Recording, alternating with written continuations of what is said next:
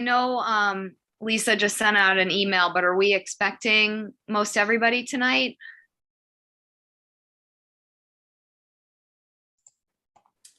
I'm expecting Seth and Maureen, I believe, and Linda is traveling. She had a family issue, so she may or may not be. Okay. Thank you. No problem.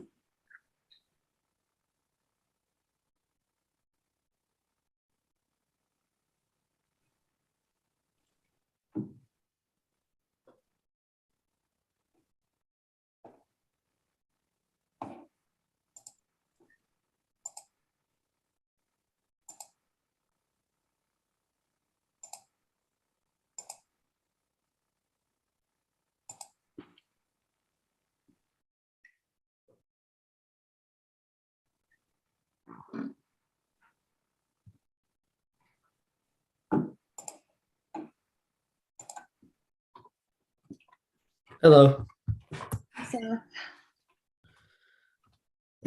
Great. So at this point, we do have a quorum, so I'll go ahead and open the April 28th Nantucket Conservation Commission meeting.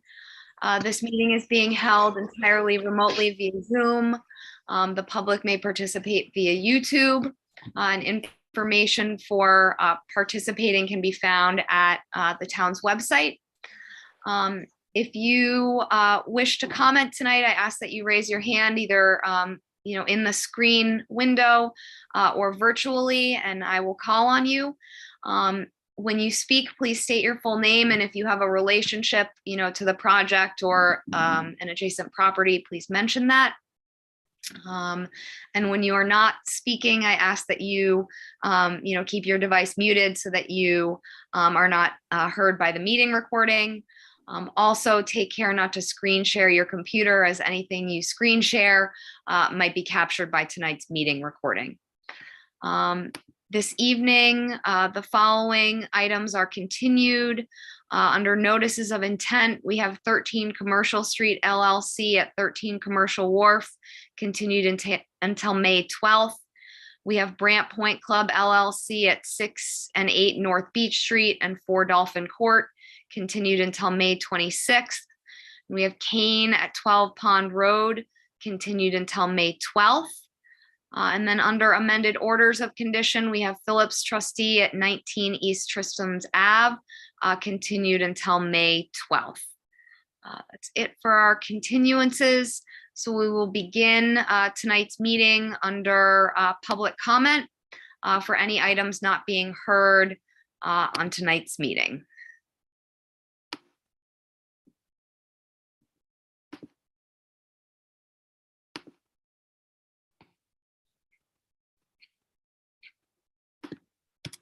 Just giving YouTube a quick check.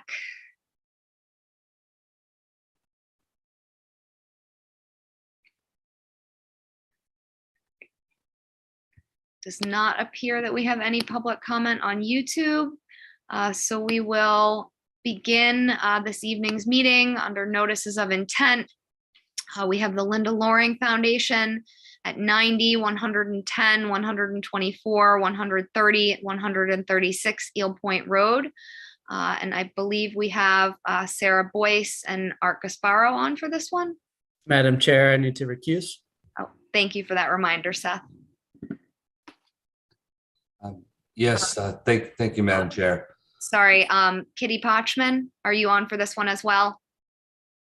Perfect. Sorry about that. Sorry, Art, to interrupt. Go ahead. No, so I'm before you, we're before you tonight with ecological restoration notice of intent for various activities at the Linda Loring Nature Foundation campus. The work that is proposed is to enhance the property overall and through a variety of activities that we'd like to go over with the commission, both within buffer zone areas as well as within resource areas. There's management of invasive species that are involved, which would be done by both staff as well as licensed professionals when there is the application of limited amounts of herbicide involved in order to address some of the Phragmites. There's various other species which would be targeted and for removal, and with regular monitoring reports provided to the commission. The other activity that's proposed is the maintenance of walking trails, some slight improvements to those just in terms of width and maintaining the width of those. And there's one new connector trail that's proposed along with a short section of an elevated walkway to cross an old ditch, which helps to connect two of the main areas of the campus. And we've chosen that location very carefully in terms of where there's minimum disturbance in order to make that crossing. There are walkways detailed on the plan. I believe it's about 10 feet long. The ditch is only a few feet wide. So, and the walkway would be 6 feet wide so that they could get to maintain, ADA access as well as a small cart sort of across there, because it is part of the overall maintenance of the campus. Again, as I think you're aware, the foundation and promotes and encourages a variety of educational type activities, and is very much, nature focused in terms of providing opportunities for the public to be able to view the various areas of the property. I believe this will be a long-term enhancement. It's really a management strategy and looking to be sure that the proper permitting is done for the activities that occur within the jurisdictional areas. We have filed and received a letter from Natural Heritage as well, which we wanted to have before we went forward with you. And as you mentioned, Sarah and Kitty are both on as well, and may either wish to add or address additional questions that you may have. But I think that you're all familiar with the mission of the foundation, and this is really a long-term net benefit type project that I believe promotes all of the interests protected by the commission. Thank you. Thank you, Art. Sarah or Kitty, is there anything you'd like to add at this point? I don't have anything to add at this point. I think Art has covered everything. If anyone has any specific questions, we're happy to answer them. Okay, thank you. Are there any questions or comments from commissioners on the application? Ian? Thank you, Madam Chair. So for any members of the public that happen to be watching, this is probably for Sarah, where you say in the proposed management, any herbicides used will be applied by a licensed applicator and follow protocols previously established. Would you remind the public what protocols those are, please?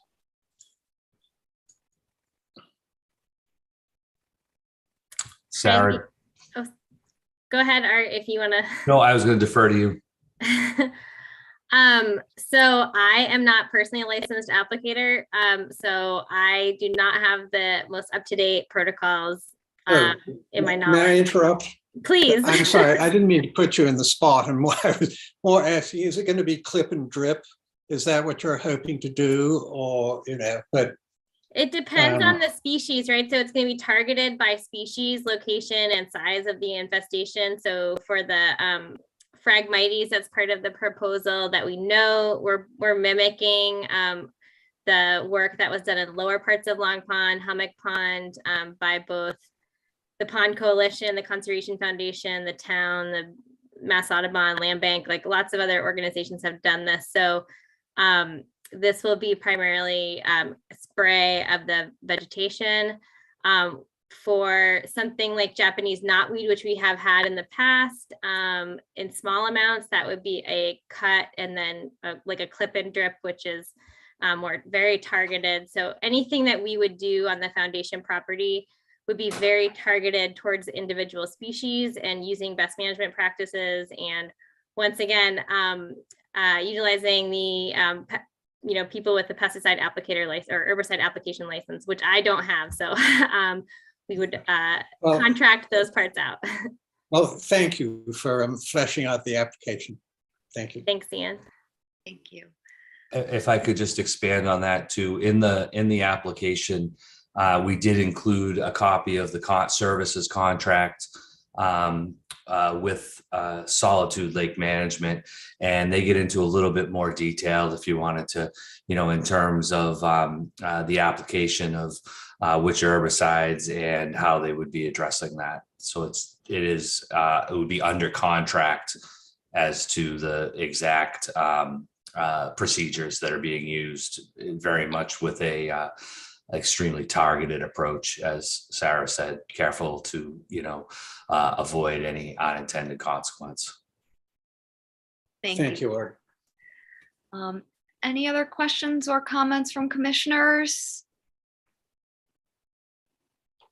Looks like no. So we'll open this up for public comment. RJ? Thank you, Madam Chair. Can you hear me? Yes, we can hear you. So RJ Turcotte on behalf of the Nantucket Land Council. This is our largest conservation restriction, and we've looked it over pretty extensively, and we're supportive of it. And also just a quick plug too for Linda Loring starting a water quality monitoring program on the Headalong Pond. We're really excited to see them starting to do some work on the pond. So very supportive. Thank you. Thank you, RJ. I'll just see if YouTube has any comments. It does not look like we have any comments on YouTube. Jeff, do we have everything we need to close this? At long last for this one, yes, we do. Perfect. Art and Sarah and Kitty, would you like to close? Yes, please. All right, is there a motion to close? Motion made by Mark. Maureen, I'll give you the second. So by roll vote, Beal, Aye. Arisman, aye. Golding, Aye. Phillips. Aye. All right, so that carries with Commissioner Engelborg recused. Thank you. All right, so that moves us on to Park City Wind LLC, New England Wind Connector. And I believe we have Holly Johnston on for this, Pat Johnson. And I'm not sure, do we have any other representatives from you guys today? Thank you, Chair Arisman. We have two other individuals, Hans Van Lingen, our state permitting manager, and Chris Long from Gradient Associates, one of our contracted entities. Perfect, thank you. Great. Well, I think just to start, we really appreciated all the time and consideration and thoughtful questions that commissioners had at our last hearing. Looking forward to more today, this evening. I think to start, we have sent some follow-up to Jeff on questions commissioners asked for, items commissioners asked for, questions you've had. So we're happy to go through those if you'd like. We're not sure if commissioners have had an opportunity to review those via Jeff already, or just go right to questions, whatever is your preference, Madam Chair. I don't know that everybody has seen the follow-up answers you had. So Jeff? Yeah, I would suggest we had a little issue internally with getting that posted. That's on me and our IT folks. I would say if you could just give kind of a brief summary of that, I think that would probably be helpful for everybody, but it's all available now on the website. We had a weird quarantine issue with files for some reason, so all fixed now, but they're up and available for the public, but you might just summarize this. Thank you both so much. So I'll kick it over to Holly if you want to. I think majority of these make sense for you to review. I'd be happy to. Thanks, Pat. Good evening, everyone. Just as a reminder, my name is Holly Carlson Johnston. I'm an associate with Epsilon Associates, and I've been helping to manage the state, regional, and local permitting for the project. So as Pat mentioned, following up on the April 7th hearing, we did provide a few items requested by the commissioners. These include a figure showing the offshore export cable corridor, so what we call the OECC, with the preliminary cable alignments for the project, which we obviously had already provided, but we added to that figure the alignments for the Vineyard Wind Connector project, which you would see to the east. And then also we identified a zone of the corridor where a potential future cable project may be installed. So those were. Sorry to interrupt. Is it possible to bring that visual up on the screen? Sure. Pat, do you have it to share, or do you need me to grab that? I don't have it handy. If you'd be able to, Holly, or else I can pull it up. Let me pull that up.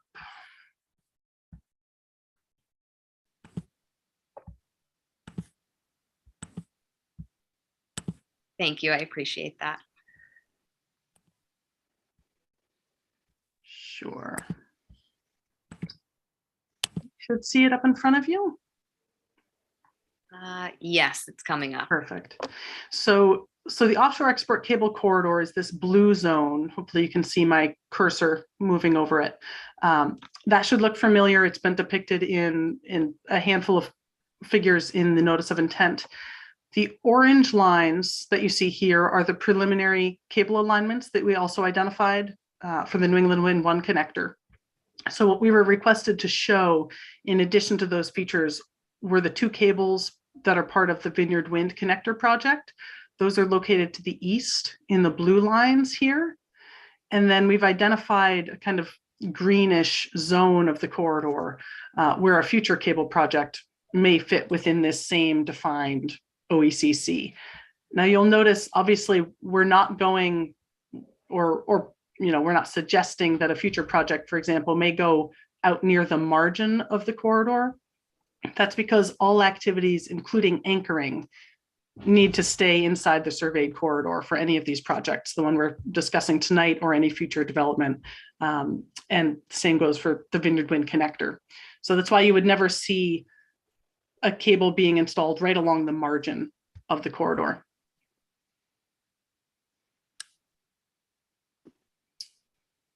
Thank you. Sure. So in addition to that figure, we also included copies of two BOEM reports. Those are Bureau of Ocean Energy Management reports that we've referenced in our discussion on April 7th, as well as in the EMF discussion in the project's draft environmental impact report that was submitted as part of the MEPA review. And Chris Long is on the line tonight if we have any further questions about those.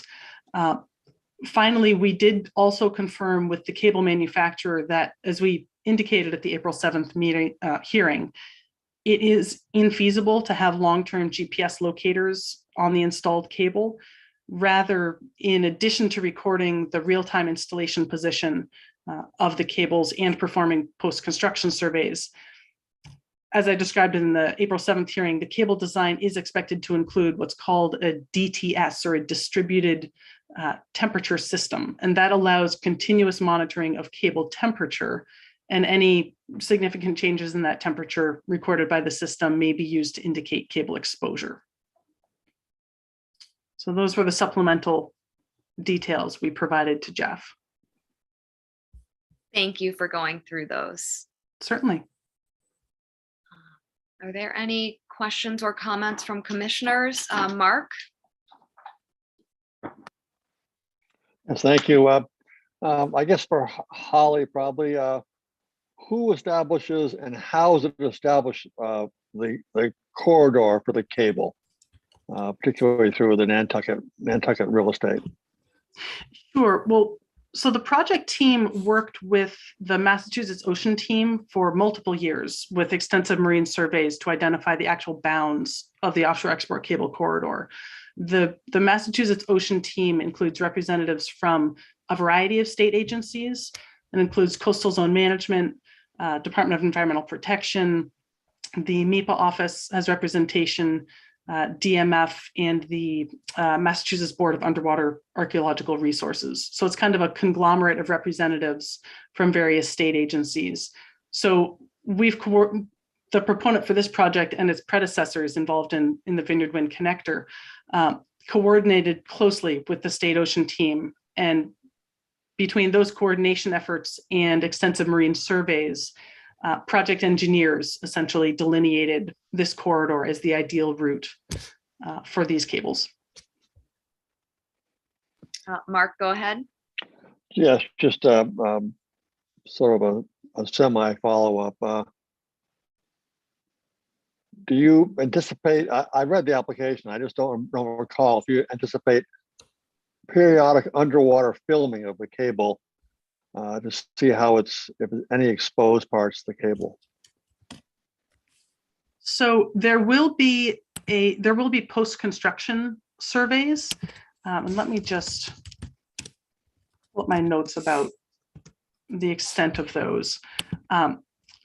So there will be geophysical surveys conducted during the O&M phase, the operations and maintenance phase of the project. And those will inspect cable burial depth. And we will obviously also conduct as-built surveys immediately after installation. The proponent will also be performing a benthic habitat monitoring plan. Say what? It's called a benthic habitat monitoring plan. So that's essentially to document actual recovery of benthic habitat. It will occur in various locations along the cable corridor. It won't be the entire stretch because it's a relatively intensive survey effort.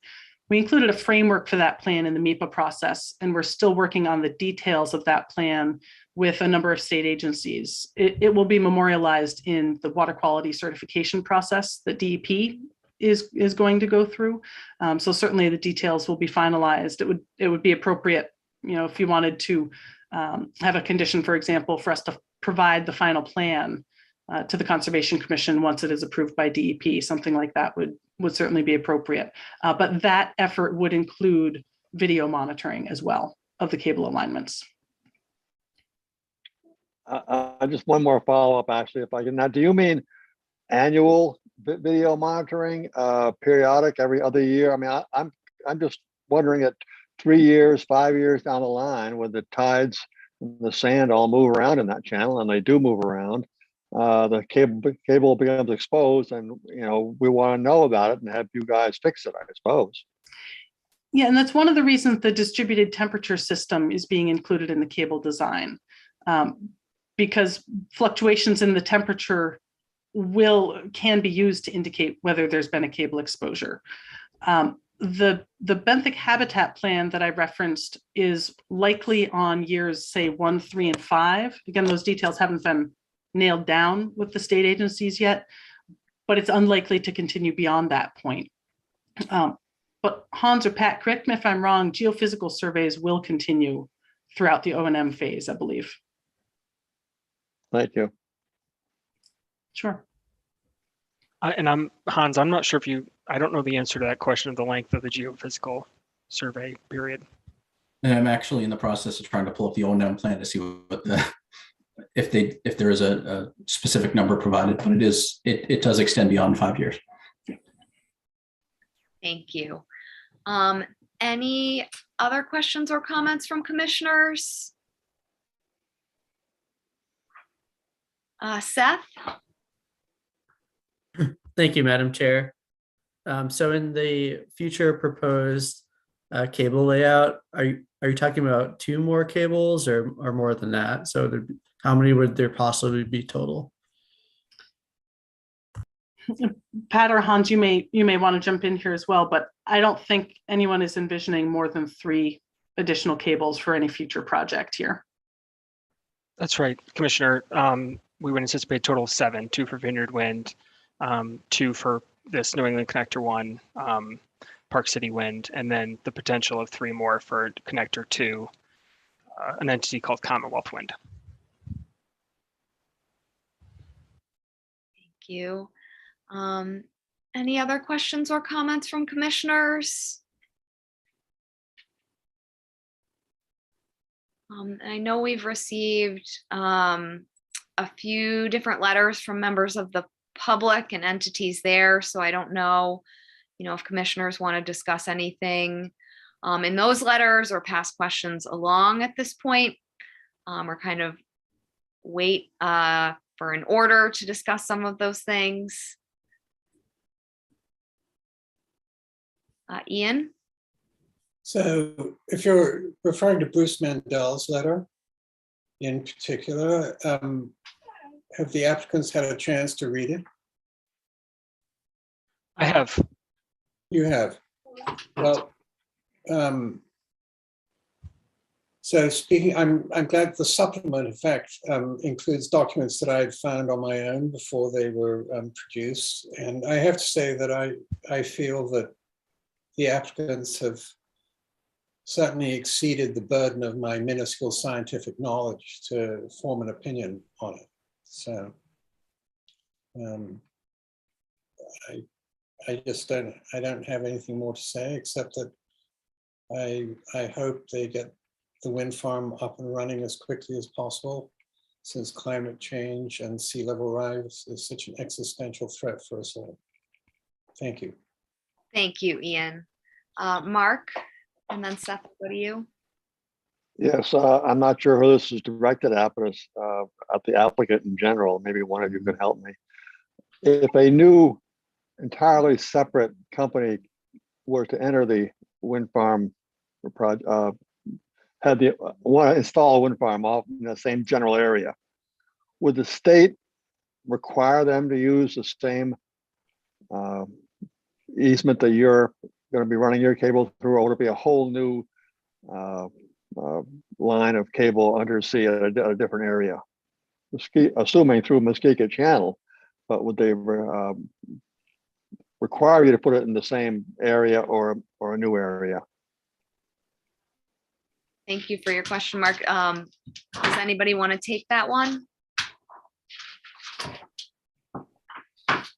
I can start with that, and Pat or Hans, you may like to jump in as well. So I would say it's very unlikely the state would require another developer to use the same corridor. In general, the state does encourage, through the Massachusetts Ocean Management Plan, the use of common corridors for infrastructure, such as offshore cables. But effectively, we are doing that right now by using largely the same offshore export cable corridor as Vineyard Wind Connector. And a subsequent future project that we've just been discussing would also put forth that argument. But at a certain point, we've identified what we feel is technically the best route for us. There's a reason this corridor isn't even wider or oriented further east or oriented further west. So at some point, it will become technically infeasible to add more infrastructure to this corridor, and the next best route will be identified for any hypothetical future projects. I would also just add that we have the benefit of having our landfall and our interconnection points in Barnstable, which is really essentially due north from the lease area where this project is originating. So if you look at a map, it's a relatively straight route, meaning it's close to its minimum possible length, which in and of itself minimizes environmental impacts. Future projects likely will not be able to interconnect in Barnstable because you need to interconnect where the grid has capacity to accept those projects. So future offshore routing is highly dependent upon where those future interconnection points are and the landfall sites associated with them. Thank you, Holly. Seth, you had your hand up, and then Maureen, I'll go to you. Thank you, Madam Chair. I'll be brief because some of this might be better for orders of conditions, but I think that with new projects like this, more data for monitoring is better. So I looked up some information about the DTS sensor. I think it's been used in Europe quite a bit, and I think it's a good technology, but I would advocate still for requiring some type of monitoring, whether it's video or maybe it's ground penetrating radar survey through marine seismic reflection or refraction or reflection. That way we'd have an accurate profile on an annual basis of exactly where the cable is at, and we could anticipate problems before they occur. So the DTS sensor is only going to alert the company to problems once they've already happened, which is reactive. Ground penetrating surveys are proactive. I'd advocate for asking for that in monitoring. And then the second thing is, since this is a pretty substantial marine infrastructure project, I think we should consider the condition of requiring an escrow or a performance bond for the maintenance or potential removal of this cable if it's needed. I think, that would just be within the 3 miles of the Nantucket channel, but I think that's more than applicable to ask for in this case. Thank you, Seth. Those are both very good points. Maureen?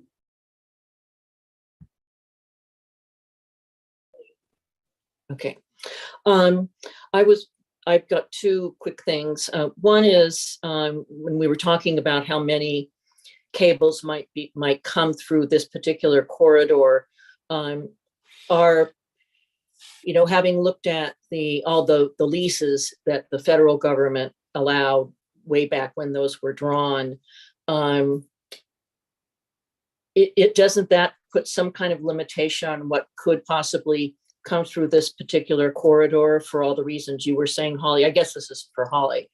So I was wondering how much where the actual leaseholds are for each of the companies. Where does that a limiting factor for where the cables might go? From other lease areas, Maureen? Yeah, because those are all, set in stone as far as I'm aware. And so I was wondering, does that then dictate in and of itself where those cables will go? And obviously you mentioned a number of other factors that would impact where the cable is, and entrance into the grid obviously is very important as well. But I was just wondering what limitations are kind of automatic because of where the leaseholds are, and assuming others aren't granted in that area. I guess that's another big assumption. Yeah, certainly, the lease areas have been delineated for some time in this pocket of lease areas offshore in federal waters. And I'd say, the specific location and orientation of the lease area is just as important to routing as the interconnection point, right? Those are the two anchored ends of the routing. So, you begin as a permitting specialist or as an engineer, you're going to start with those two endpoints of your route, and then perform your routing analysis and assessment. When you have lease areas that are kind of bundled like this offshore, one consideration is to minimize cable crossings. So each subsequent developer is going to absolutely be aware of where the developer is kind of in front of them in the permitting and construction line, are orienting their cables in order to at least minimize the number of cable crossings that may be necessary. So it's certainly an additional constraint that's considered. Okay, thank you. Did that answer your question? Oh no, that did. It kind of puts it, because I think there's a lot of concern about kind of where these things may, wind up being, and I think some people are concerned that it's a less scientific situation than it actually is in terms of mapping where it's going to go, and that there's already a number of constraints simply because of both the leaseholds themselves, plus all the the limitations of this whole area. So that makes sense to me, because I think people want to be clear that it's not just going to be willy-nilly, and not everyone understands all of the steps that have to be taken for this. The other thing that I wanted to mention was kind of goes on with what Seth mentioned, that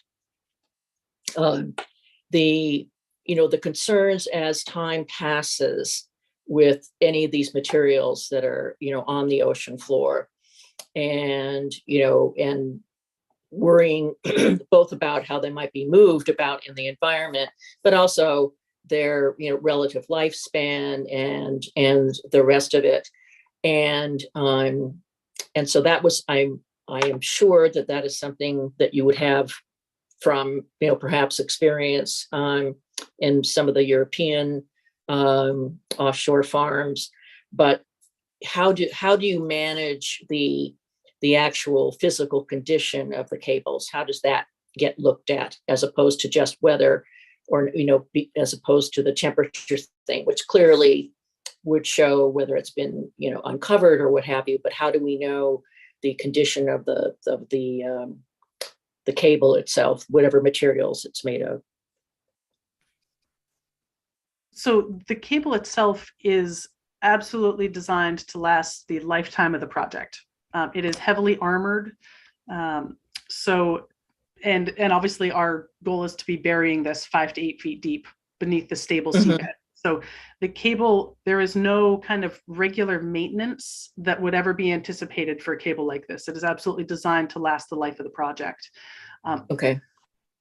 Obviously there could be a theoretical event or theoretical issue with the cable that could require a repair.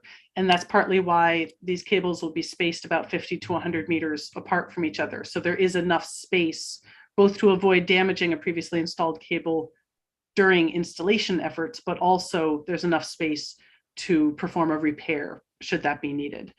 Okay. So in terms of cable condition, I think that addresses that. I would also just emphasize that geophysical surveys would continue in the operations and maintenance phase of the project. So in terms of, the cable depth changing, those geophysical surveys should be capturing that type of information. And Hans, I'm not sure if you were able to grab the duration of those surveys or not, but I do know that they continue for years into the project. Okay. Good. Thank you very much. I would also just, if I could, Chair Arisman, just circle back to an issue that was raised just a couple moments ago regarding decommissioning. On the federal side, there are rules through the Bureau of Ocean Energy Management that require leaseholders like Park City Wind to provide financial assurances for decommissioning efforts already. So that would apply to the entire project, whether it's in federal waters or state waters, or frankly, onshore as well. So those protections are already in place. Thank you. That's great information for us. Ian? Yes, Madam Chair. I wonder, Holly, would you address Commissioner Engelborg's other observation about requesting ground penetrating radar or some other form of monitoring? Is that something, before we put it into an order of conditions, would you give us your opinion on that or suggestion? Sure. I would be happy to. In my opinion, and I know in the opinion of the project engineers, the geophysical surveys that would be performed in the operations and maintenance phase would be more than sufficient to assess the location and condition of the cable alignments. Thank you. Thank you. And I know I just want to revisit this briefly because it was discussed so much last time, but we're still unable, and this is maybe kind of a question for Jeff, unable to mitigate this project in any way, right? Like outside of the project area, just trying to address what some of the fishermen had to say, et cetera. I just want to make sure we circle back one more time to that. Sure, if that was for me. And I'm sure if Pat or Hans or Holly wanted to add on to this too, they can. So if there's a direct impact that can't be conditioned, that you would want to require mitigation for, you do have the ability to do that to some degree, but it needs to be tied specifically to what impact is in need of being mitigated. Sorry, it's kind of a roundabout answer to your question, but it's kind of step one. No, I appreciate that answer. I think it's difficult because we can't necessarily foresee what might need to be mitigated for depending on how this project goes, but still want to kind of protect the marine area. Jeff, go ahead. I mean, I think that's going to come down a little bit to, when you're writing conditions, talking about, those assessments and those monitoring reports where you're seeing impacts or something that the marine environment isn't positively responding to the initial disturbance or continued disturbance of the cable. I think you'd want to build something into the order that obviously, if there's an impact, you have the ability through enforcement to bring the applicant back in. But I think defining what may be needed a little bit up front to set those expectations with everybody, if you're seeing those impacts, could be helpful. But I think we could probably put some language together to try to address that for an order, for sure. Thank you. Yeah, I think that would be good. I guess I worry that since this is offshore, by the time we see impacts, they might be really big impacts. Like and I know there's monitoring conditions out there, but it is something that I want to make sure we're on top of. So thank you. Well, I mean, I would like to remind my fellow commissioners that we're talking about within our jurisdiction that, a small portion of the cable, and that's it. And, there's quite a bit of literature showing the benefit to the marine environment for the actual wind farms themselves. I can quote from the MIT Technological Review or a German study of the Institut Polytechnique de Paris. I mean, I sort of fail to see how most of this is within our jurisdiction. So. Yeah, no, I mean, I'm talking about the cable within our jurisdiction, and I'm all for clean energy. I do always worry when any big infrastructure project is put in green space or blue space, and this would be blue space versus a brown field or already used, human ground. So I think it is important to discuss impacts to those clean systems, because again, it's just one more human impact, even if it's providing clean energy. So I just want to make sure we check those boxes. Seth? Thank you, Madam Chair. So commercial shell fishing and fishing are protected interests of land under the ocean. So I think everybody, including the commission, the public, and project applicants, are on the same page, indicating that there will at least be temporary impacts to fisheries, maybe not long-term, but there'll be some temporary impacts. So Jeff, could we require the project representatives to directly subsidize Nantucket commercial fishers, or is that outside of our purview?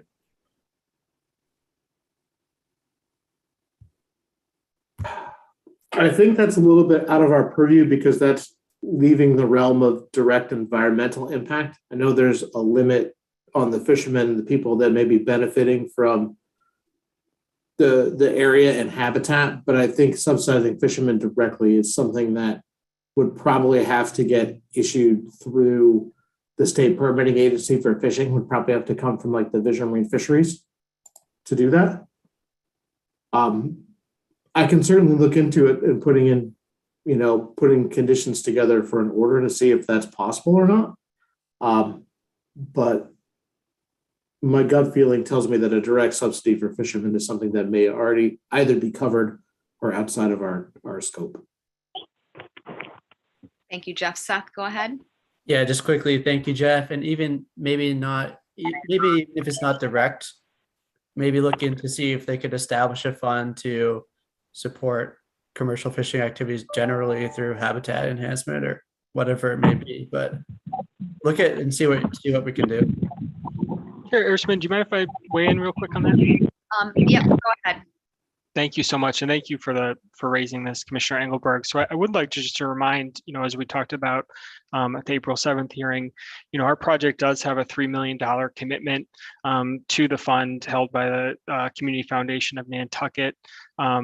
Some of that funding certainly has been already allocated or spoken for between the town, Mariah Mitchell, and the Preservation Trust, but a good deal of that funding continues to be available. So I would certainly submit that funding, and it was discussed last time, and we continue to engage directly with the fishermen on Nantucket, whether it be artificial reef projects that are being proposed or other projects that would add rich habitat within Nantucket's waters, that those could be potentially funded by that existing financial commitment we've made to the town. Thank you, Pat. Seth?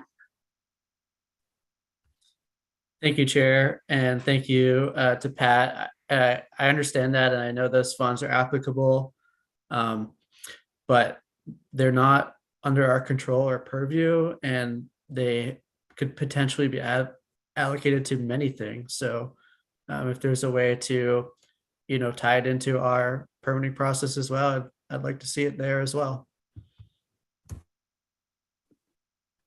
Thank you, Seth.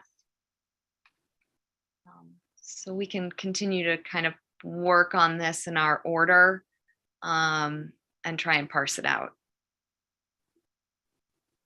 Any other questions or comments from commissioners?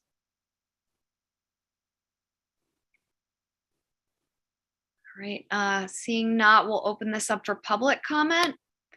So if any members of the public have comments on Park City Wind.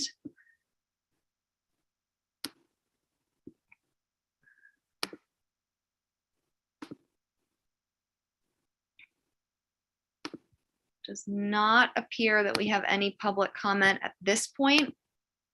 I think we have most of our pressing questions answered, but correct me if I'm wrong, commissioners, and kind of have questions more for preparing our order. So Jeff, do we have everything we would need to close this? Yes, I believe you have all of the required information. Okay. I'm not sure who to ask on the project representatives, but are you guys ready to close? Yes, thank you, Madam Chair. We are ready to close. Okay. Is there? I moved to close. Okay, so motion made by Ian. Is there? Seconded by Maureen. So by roll vote, Beal. Aye. Excuse me. Aye. Engelborg. Aye. Arisman, aye. Golding. Aye. Phillips. Aye. And Williams. Aye. Okay, so that carries unanimously. Thank you, everybody. Thank you very much. Thank you for your time. Thank you. So that moves us on to Meyer at 307 Pulpus Road, represented by Art Gasparo. Sorry, Madam Chair, they've requested a continuance on this one to May the 12th. Okay, so Meyer will continue until May 12th. And we will move on to 7 Loretta Lane LLC at 7 Loretta Lane, represented by Mark Ritz. Good evening, Mark Ritz from Site Design, representing the applicants at 7 Loretta Lane. We had previously presented this project to the commission at the last meeting, and there were a number of questions that came up, especially having to do with site grading. We've basically provided a revised plan. We've taken out almost all of the grading that had been previously proposed. We now have just a few spot elevations immediately adjacent to the proposed house and other, proposed structures that brings the grade up about 4 to 6 inches immediately around the structures, just so that there's a little bit of a slope away from the foundation so that water runs towards the yard rather than towards the house. But these spot grades are immediately adjacent to the house, to that, so we're not we didn't even do enough grading to show contours further out away from the houses. This will literally extend a foot or so away from the foundation of the house. One of the other issues, questions that came up at the last meeting had to do with the 100-year flood zone and land subject to coastal storm flowage and that jurisdiction. We have provided on this revised site plan a dark blue dashed line, which is the limit of the 100-year flood zone and the limit of land subject to coastal storm flowage. Everything outside of that roughly circular area around the pool is within the flood zone. Everything within that circular area is above the flood elevation and is outside of the flood zone and therefore outside of land subject to coastal storm flowage. So basically the pool and the bulk of the patio are outside of land subject to coastal storm flowage and are outside of the 100-foot wetland buffer zones. So they're technically outside of any commission jurisdictional areas. So that's basically, we took a close look at the topo and we refined that flood zone contour to actually mimic existing on the ground topography rather than, the lines that are shown on the much larger scale FEMA maps. We've also tried to clean up the plan. There was a little bit of difficulty reading the last version of the plan with the existing dwelling and the proposed dwelling. So we've tried to sort of highlight what's new. We're showing the proposed dwelling with a deck around it, a patio around the pool, and a proposed garage on a slab foundation, as well as some utilities adjacent to the garage. With that, I'd be happy to answer any additional questions. Thank you, Mark. Are there any questions or comments from commissioners? Ian? Well, I'd like to thank Mark for tidying up the plan. It's much easier to read. Thank you. Yes, definitely helpful. Thank you. Any other, Seth? How deep is the pool proposed to be?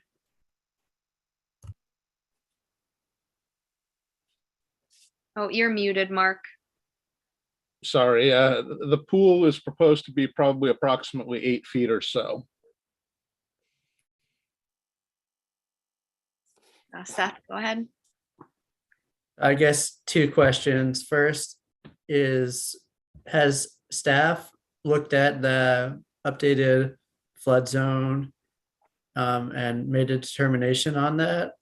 And then secondly, if we have, I think the flood zone's is at elevation 8 and the pool's at elevation 8.5. So they're saying it's outside of the land subject to coastal storm flowage. But if the footing or basically the entire foundation is below that elevation and, let's say there's coastal storm flowage, that coastal storm flowage is going to be interacting on a subsurface level with the pool. So do we have any ability to regulate that or not?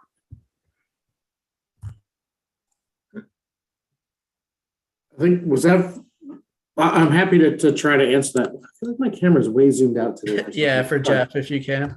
Yeah, so, we definitely have looked at the 100-year flood line and, flood zones are definitely more of an exercise in mapping than reality. And I know when we first looked at this one, the flood zone as mapped by FEMA was farther away. And as we kind of talked to the applicant about mapping to ground elevation, I think we're much more confident based upon the actual surveyed elevations that the flood zone that's being shown now is correct and accurate. So just as a reminder, I know the plan's not up anymore, but it's that dark blue line on the plan.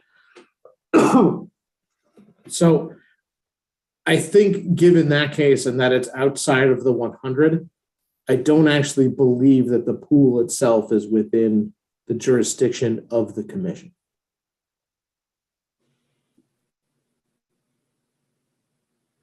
Thank you, Jeff.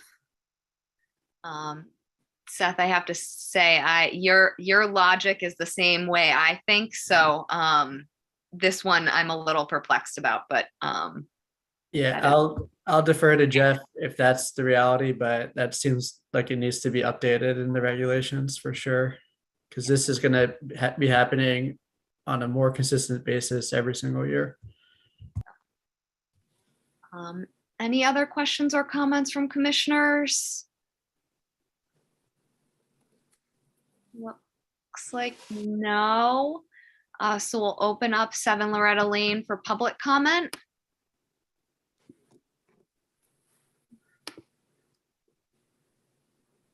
Does not look like we have anything on YouTube at this point or in the meeting. So Jeff, do we have everything we would need to close this one? Yes, we have all of the required information. Okay. Mark, would you like to close? Yes, please. Is there a motion to close? So moved. Motion So made moved. by, motion made by Linda. Is there a second?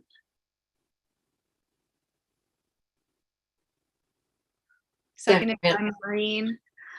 So by roll vote, Beal, Aye. Engelborg, Aye. Arisman, I, Golding, Aye. Phillips, Aye. Williams. Aye. Right, that carries unanimously. Thank you. Thank you. And that moves us on to Nantucket Island's Landbank at 17 Aurora Way, represented by Rachel Freeman.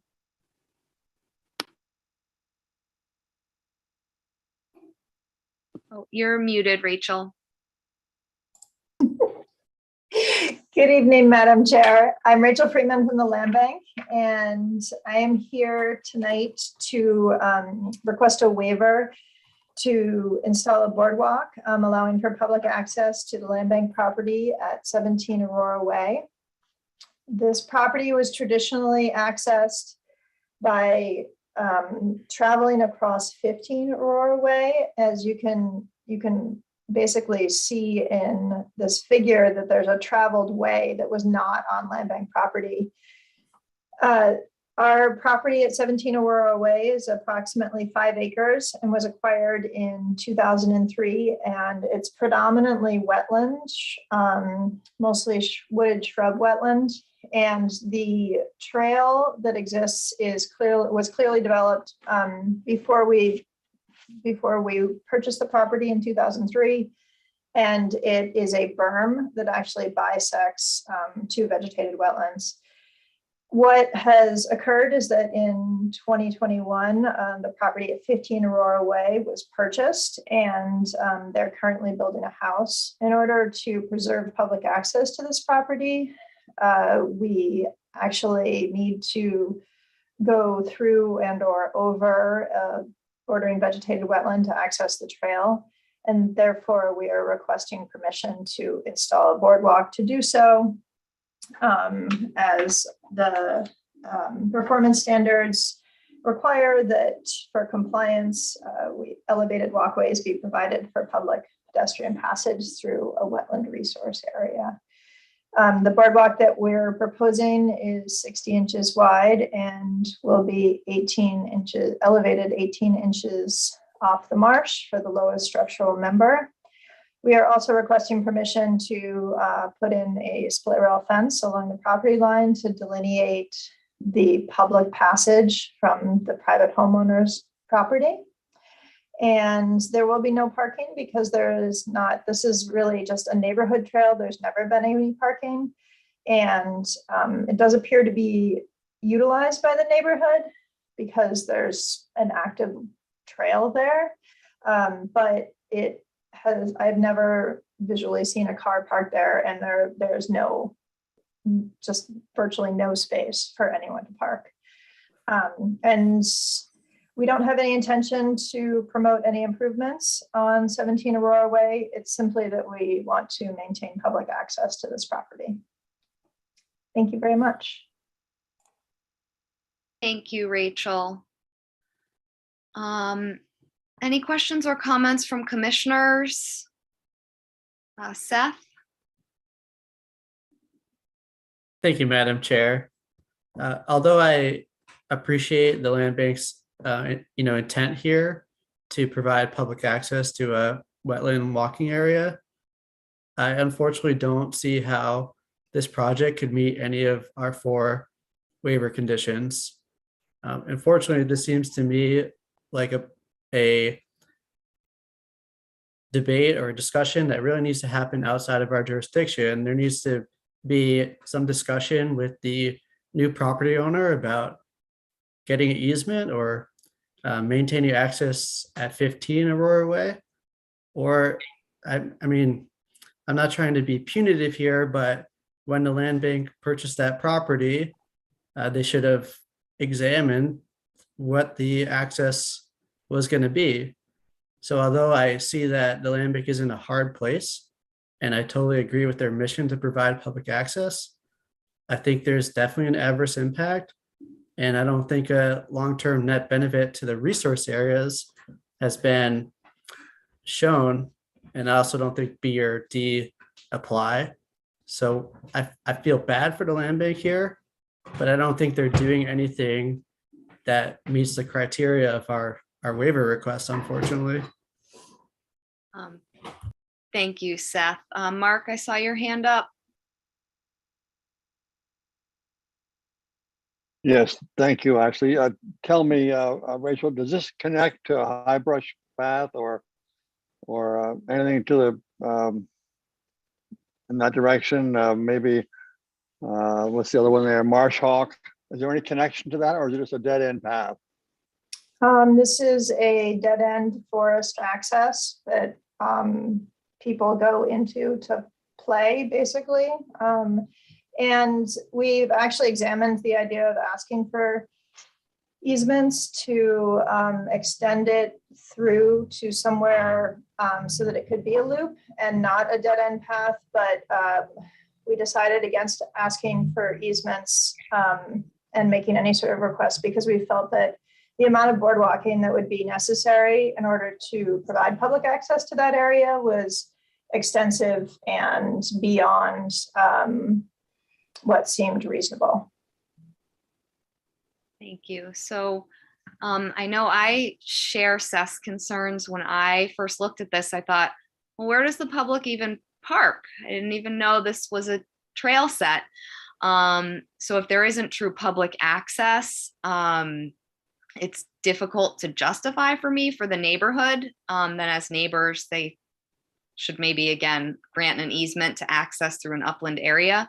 It also reminded me just in the photos of the vegetation that would be cut through of another kind of boardwalk we denied on a private property, just because it looked like it was maybe going to be going through high bush blueberry and other, really big shrubs. And for a 60-inch boardwalk, that's pretty impactful. So I definitely struggle with this one and kind of actually thought along the same lines as Mark. Is there any way to access, from the back side of the trail set or some way to shift this a little bit? But I would have trouble justifying this boardwalk. Mark? I support that thought. Actually, my thought was if it was linking some trails, it might be worthwhile. But just for a neighborhood walkway to go into the woods and play, I find it hard to grant the waiver. Thank you. Thank you. Madam Chair, may I speak? Yep, go ahead, Rachel. Thank you. The land bank owns a number of public properties where there is no parking. And therefore, to some extent, they are neighborhood properties. People are more than welcome to walk from as far as they want or bike there. But this property is not alone in that it's actually, there's no available parking. And so I feel that denying public access to a property is because getting it, this would, denying the boardwalk would be denying public access to this property because there is no possible way to get a public easement on the neighbor's property as they have designed and are in the process of building a house. The foundation is in the ground. And to some degree, while we did know that this existed, this forced our hand in desiring to provide access to this property. And we, like I said, we did actually go out and scout additional access routes. I do not know if there's other ways that the land bank could perhaps create net benefit so that this property, which is pretty regularly used, could continue to be used. Otherwise, it will be not of use to anyone. Yeah, I mean, sorry, Linda, I'll go to you in a second. I wonder if Okay. the neighbors can get together and think of a neighborhood, how they use it for their, because it sounds like they're the public that's using this, if they've weighed in at all. And I also wonder if you guys have considered maybe then a land swap with like the Conservation Foundation to switch a parcel where, you know, the public can truly access it versus this one that's fairly locked in, that maybe doesn't provide the public benefit of some other locations. Again, just a thought. I know you're in a difficult position with this one.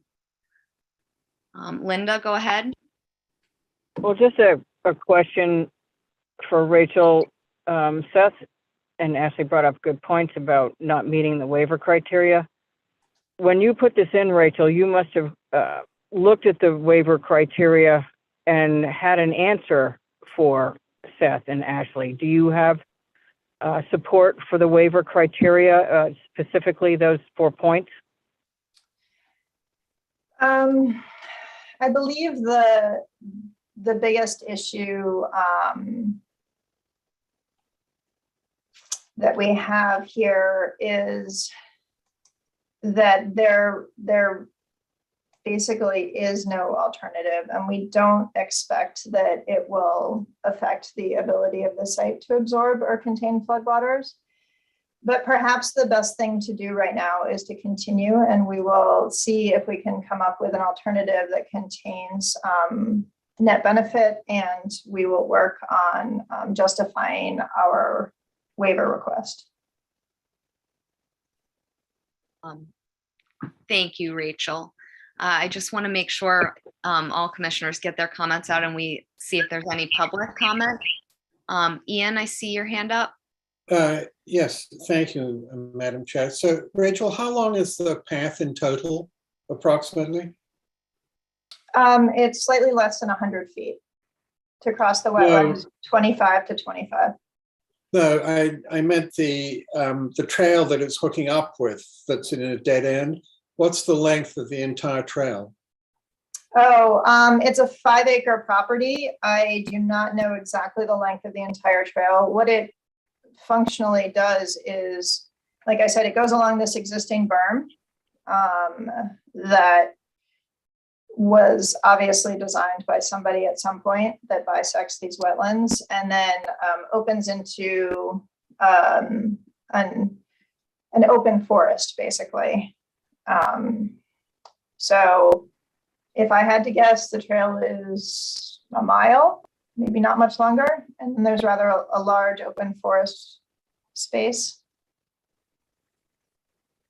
Well, yes, we have the photographs, and but I could see that providing access to a mile and an open area with the forest is a public benefit.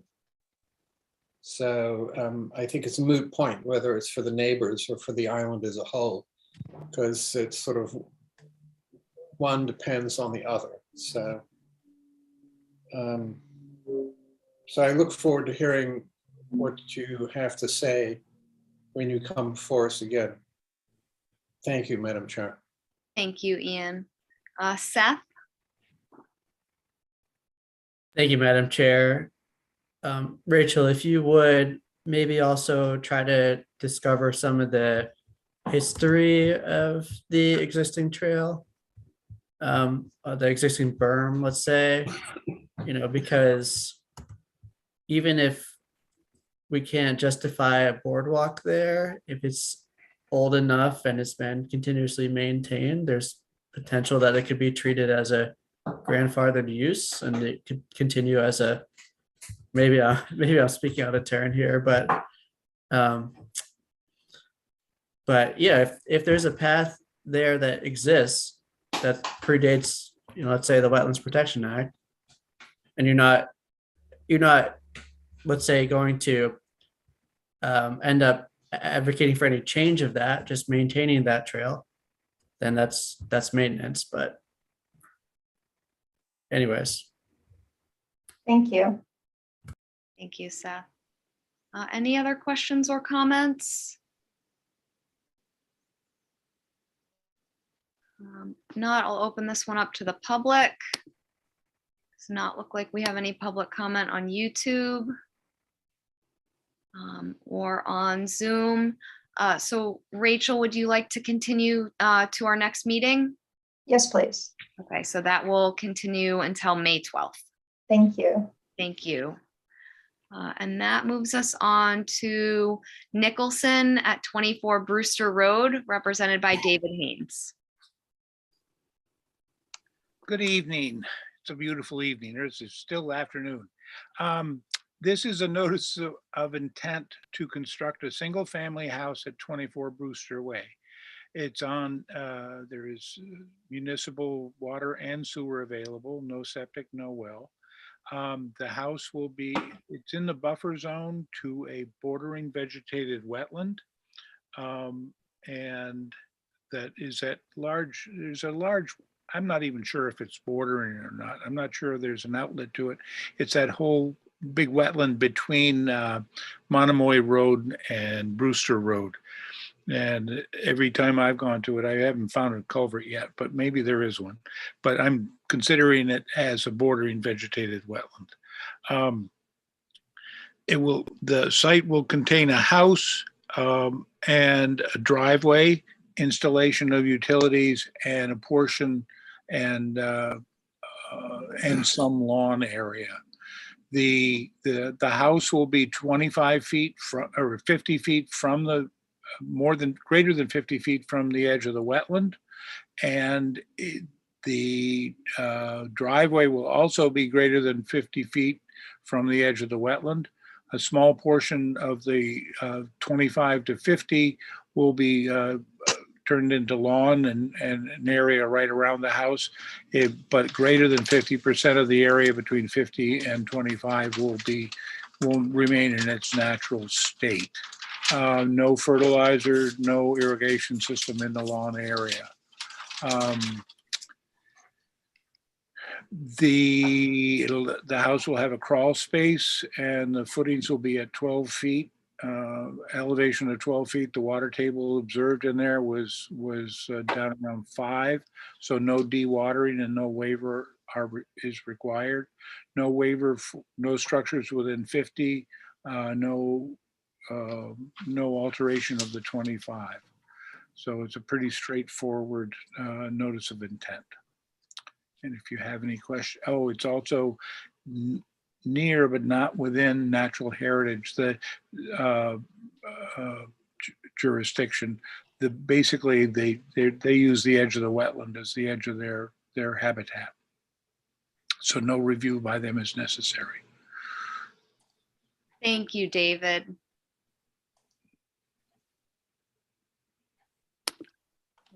We'll see if there are any questions or comments from commissioners. Looks like no. So we'll open it up for public comment. Let's check public comment. It does not look like we have any public comment at this point. So Jeff, do we have everything we would need to close this one?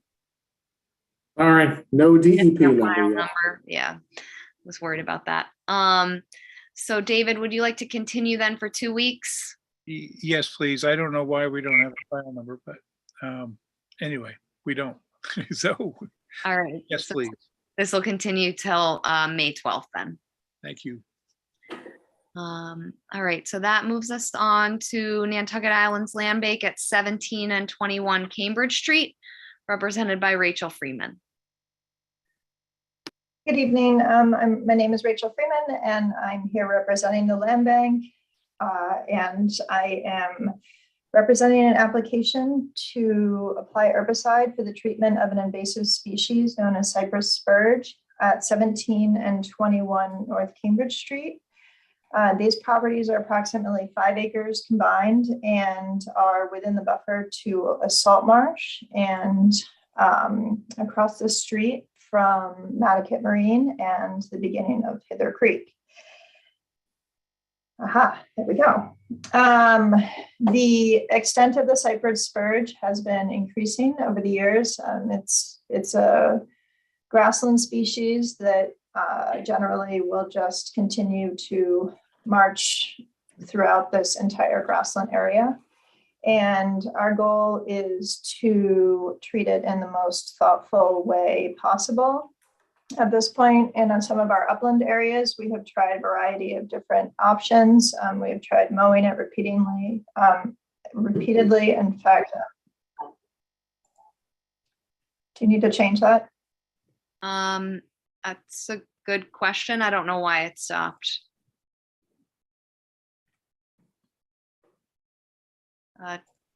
Jeff, do you know how to fix that?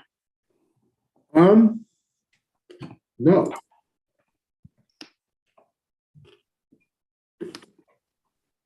Give me 1 minute.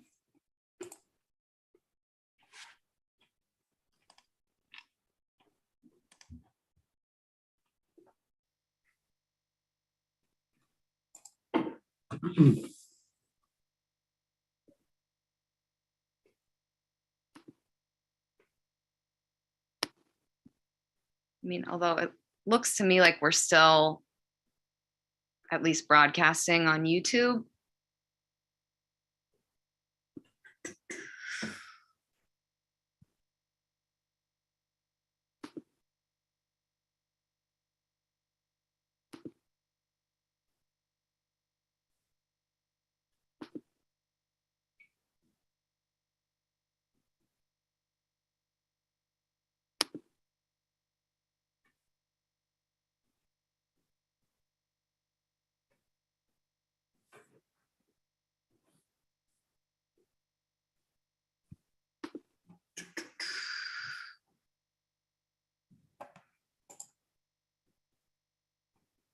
I mean, Jeff, can we just hit record like under our own Zoom windows? Will that be the recording that the The That looks like it NCTV records just to you, so. Yeah, records. NCTV is working on it really quickly. She just asked for a second. we can all practice patience, so that's fine. It's really just, it's a stall tactic to disrupt Rachel's presentation. We're helping with her overcoming adversity in presenting. And no one will ever know I said that because the recording wasn't on. That's true. All right, back at it. Back going again. Go ahead, Rachel. Sorry about that. Okay, thank you. As I was saying, we have a proposal before you tonight to use an herbicide called Plateau at 17 and 21 North Cambridge Street on an invasive species known as cypress spurge. It is a grassland invader, and we have been working to figure out the best way to manage it in upland properties. And we repeatedly weed whacked it down to the ground last year. We have used glyphosate before in our upland areas and have had very little success in our research into some of the Midwestern grasslands and the grazing areas where this is a larger problem. We were recommended by a number of people to try an herbicide that has the trade name of Plateau. It is imazapic. It's actually the ammonium salt of imazapic, and imazapyr is something that is used on Nantucket.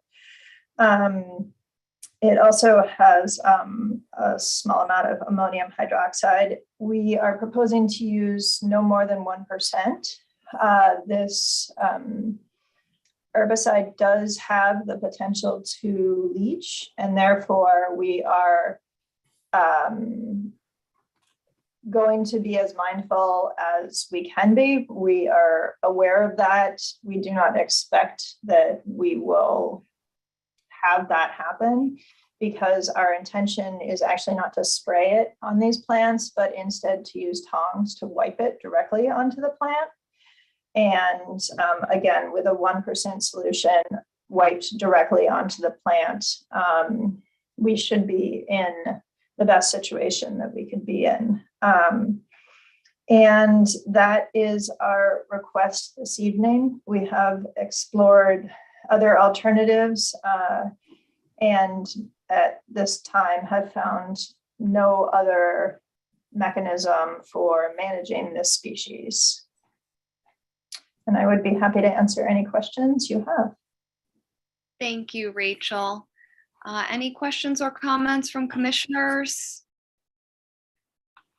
Ian? Thank you. Well, Rachel, it obviously comes as no surprise to you that the manufacturer, BASF, on its safety data sheet, on the hazard statement says harmful to aquatic life, very toxic to aquatic life with long-lasting effects. And so clearly, that's why you're wiping, right, as opposed to spraying. And do you feel that's an adequate approach? We have as really, opposed to digging it up or something? we have tried to dig it up. It's not possible. It just spreads. We feel, we have thought long and hard about this, and in an effort to be completely transparent, we did include the safety data sheets. And this is, did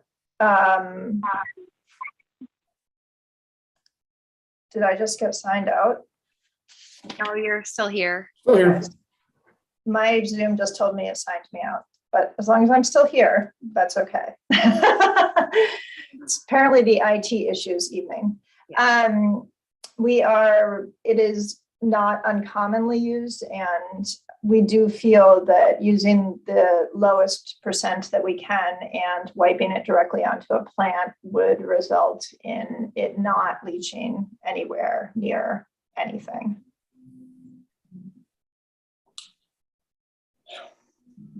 You have a follow-up, Ian?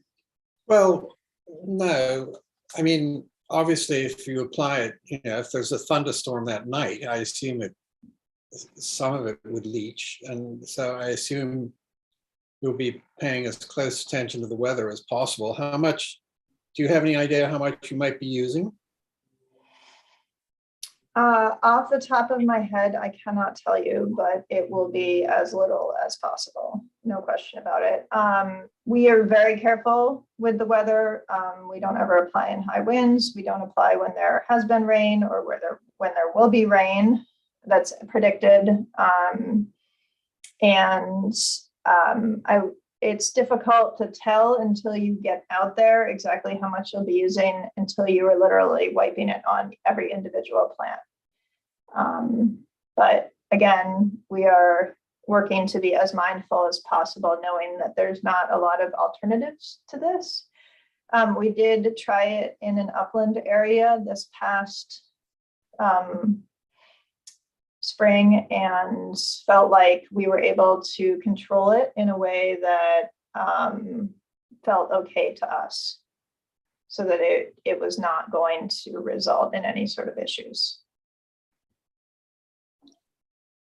Well, I guess you can't really have a crab count before and after in Hither Creek, can you? So there's no real way of monitoring what effects it might have, is there? Not that I can think of. The one thing that I will tell you is that this is not a restricted use pesticide, so anybody can go buy this and apply it themselves, however they so choose, in their yard.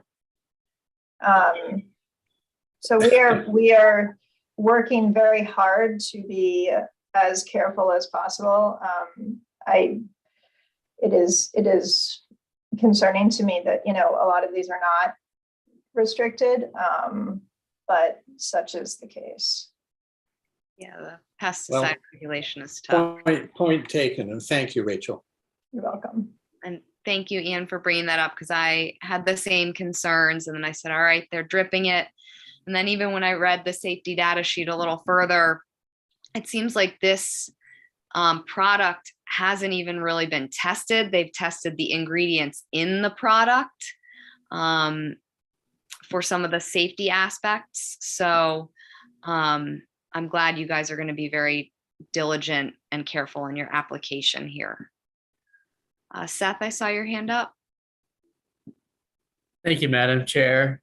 Just a few points. I know the Landbank mentioned this in their application as well, but cypress spurge is invasive plant on the prohibited plant list. of Massachusetts. I just looked into a few of the, it's also invasive in lots of other states, almost every state. I looked into some of the other herbicides that have been used around the country. One's called Tordon. I looked at the ecological information of that. It's acutely toxic to fish and aquatic aquatic invertebrates. Also 2,4-D is used, which is a hugely problematic herbicide. I think that unfortunately there really isn't a lot of alternatives here. It's tough to try to recommend the plateau without really knowing anything about it. But I just make this comment because the other alternatives are also carry the same risk. So I think it falls on the licensed pesticide applicator to follow the safety label and apply right, and we can go from there. Thank you, Seth, and thank you for doing some of that background research. Any other questions or comments from commissioners? Looks like no, so we'll open this up for public comment.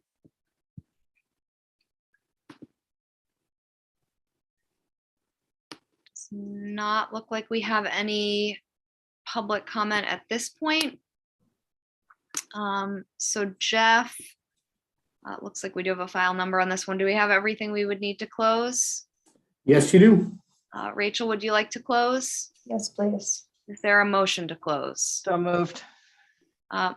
Motion made. Linda, I'm going to give it to Mark because he beat you with his hand, and I'll give you the second. Cool.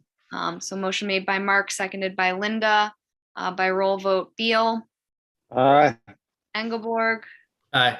Arisman, aye. Golding, Aye. Phillips, Aye. Williams. Aye. All right, that carries unanimously. And that moves us on to another land bank property at 36 West Myacomet Road.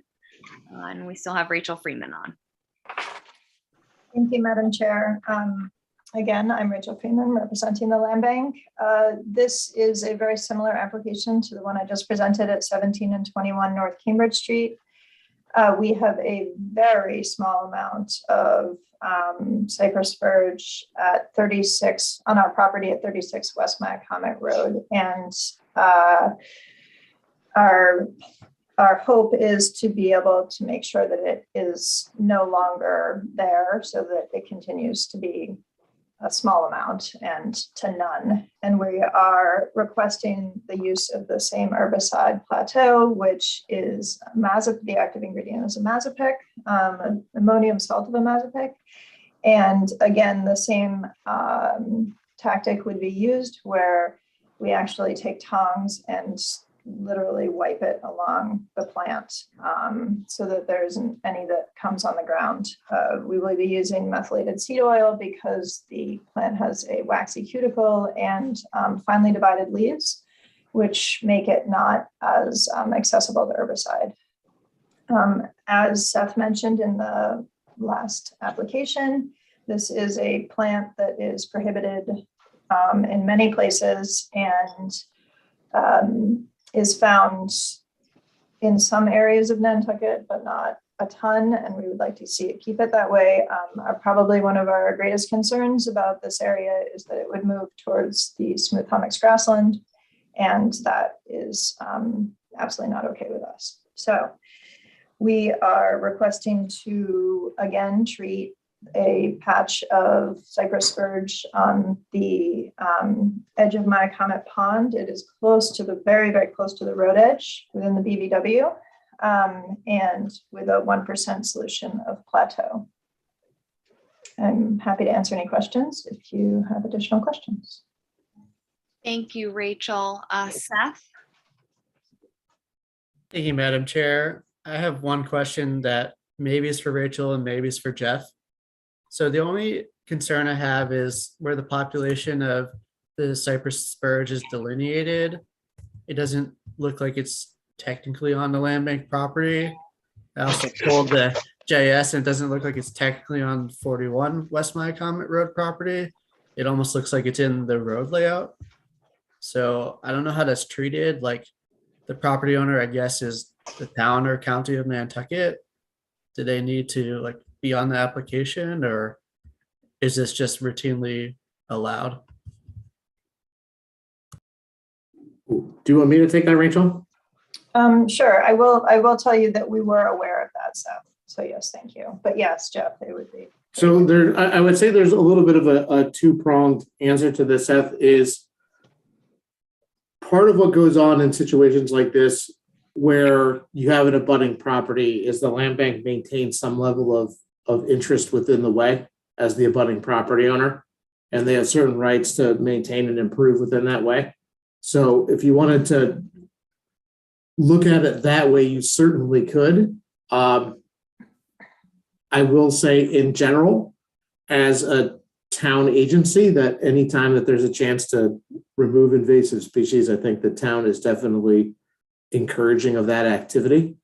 If we want to get a sign off from the town before they start work, I think that would probably address that concern once and for all, but I wouldn't anticipate that being difficult, especially given the fact that the land bank is this is one of those great moments where they're kind of a quasi-town agency and kind of not. So I think that'd be an easy way to address that, Seth, would just be to get clear permission from the town to treat any that's on within the road layout.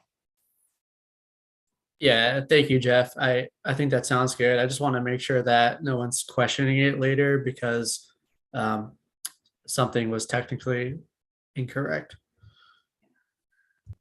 Thank you for checking on that, Seth. Any other questions or comments?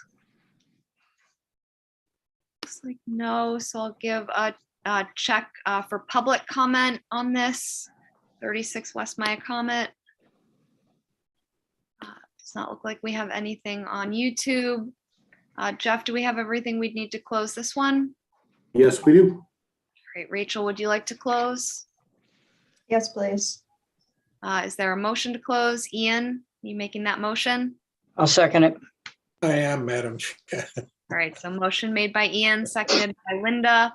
So by roll vote, Beal, Aye. Engelborg, Aye.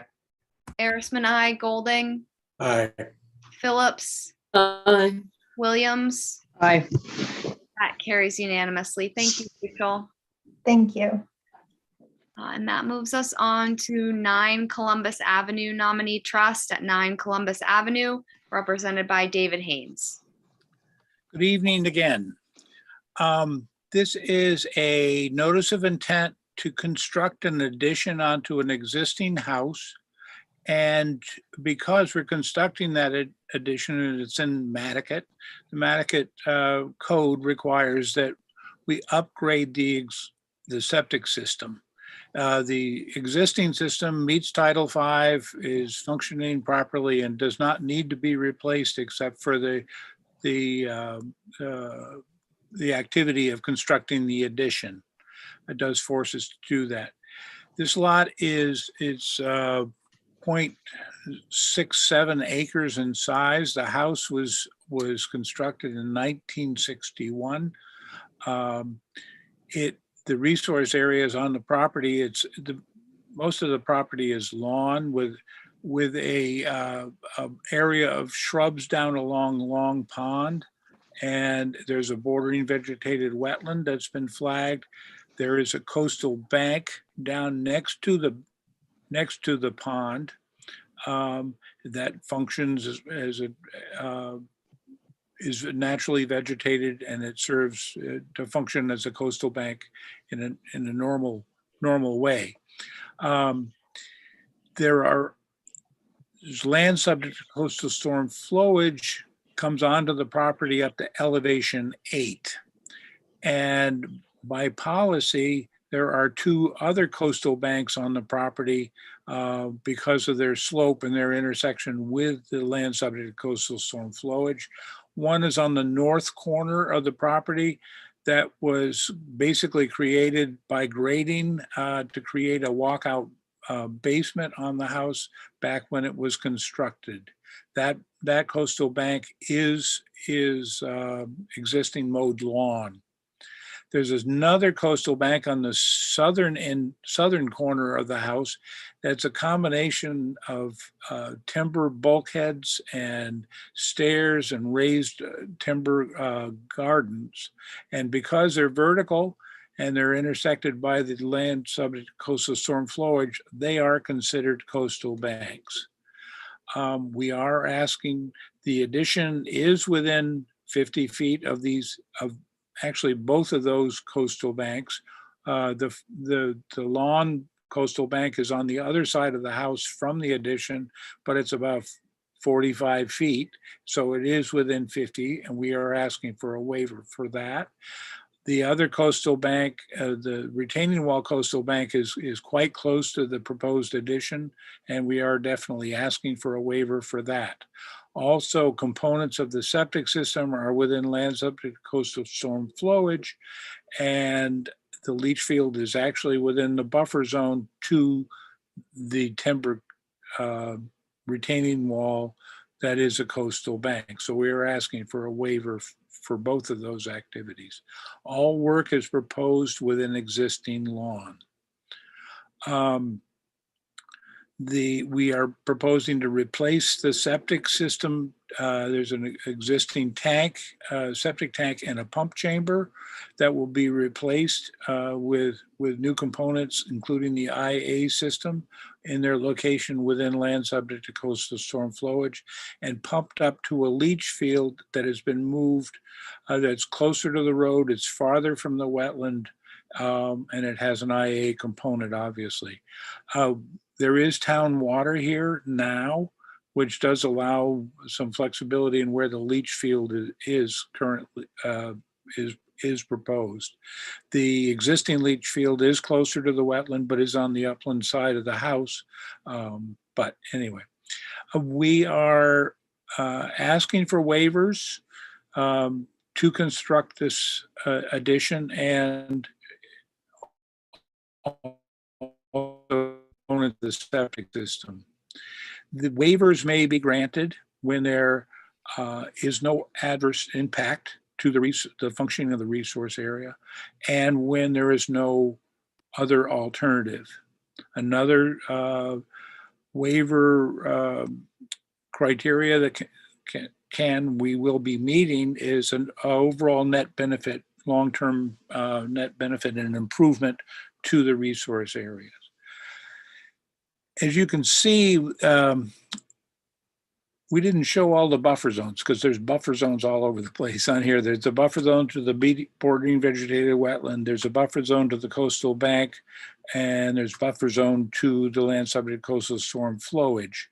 We have shown the buffer zones to the coastal bank. They are the most restrictive. All work will take place greater than 50 feet from the bordering vegetated wetland,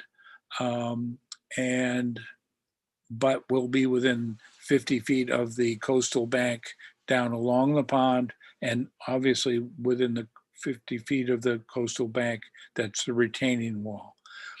The addition, there are no other locations. The site is so constrained by the 50 foot from the coastal bank retaining wall and the graded one, that there's no part of the house is outside of 50 feet from that coastal bank. So there are no way to build an addition. This is a 500 square foot addition onto a 1,000 square foot house. We're not talking about a big addition. We're not talking about an increase in number of bedrooms either. It is on the street side of the house, away from the long pond, away from the BVW. It will have no impact on those. In terms of, so there is no other reasonable alternative. In terms of the adverse impacts, since the northern coastal bank is on the other side of the house and it is lawn, it already has minimal impact, minimal functioning for wildlife, and it will not be altered by shape or form or vegetative cover. So it's functioning for stormwater prevention, for flood storage erosion control, and storm damage prevention will be unchanged. Its wildlife habitat value, which is minimal because it is a mowed lawn, but whatever the vegetation there is will not be changed, so it will not be adversely impacted by the construction of this addition. Since the retaining wall will also not be altered. I think one thing that's important to note, if you've had a chance to look at the photographs, this is basically, this coastal bank is a retaining wall underneath a deck on top of a patio next to a house. It is not really functioning as a coastal bank, except for it does contain floodwaters. It does not provide sediment to any coastal resource areas. It does serve for flood storage, erosion control, and storm damage prevention, and it will continue to do so because we are not altering its shape or structure at all. So it will not be changed, and the placement of a structure, an addition next to it, does not alter its function for that. Coastal banks are also presumed significant for wildlife habitat because of their vegetation and the variety of vegetation and the type of vegetation, the density of vegetation. A timber retaining wall does not have any vegetation. It is therefore not really significant to wildlife habitat. The other function that coastal banks do provide is wetland scenic views. And it is a retaining wall that goes down from the road. You cannot see it from the road. It will not be changed, so its wetland scenic view with function will not be altered. The project, so basically there's no reasonable alternative, and there will be no loss of function, adverse impacts to the functions of the coastal banks that are on the site by this activity. The other, the septic system upgrade will provide a net benefit long-term improvement to the resource area by putting in the IA system, reducing the nutrients in the groundwater, and also relocating the leach field a greater distance from the water body than the one that's currently there. So it will be a net improvement. It's being done because the addition is being proposed. So basically the whole project, because of that, the improved septic system will be an overall net improvement and benefit, and that would allow you to grant a waiver for this project. The no reasonable alternative and no adverse effect also allow you to grant a waiver for this project. This is a very small pre-existing house, 1961, predates the Wetlands Protection Act, your bylaw, and the 404 of the Clean Water Act. It is an existing lawn, existing house. Work will occur there. There will be no sediment erosion impacts, no change in grades, no change in vegetation conditions except for where the house is going.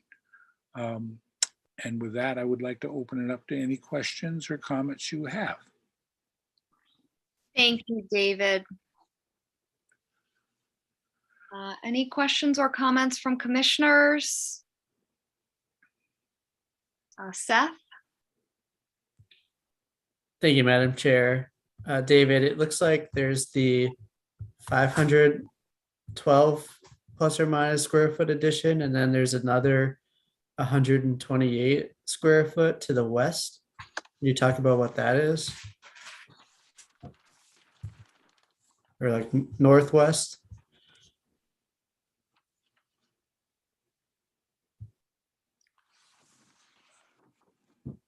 I don't.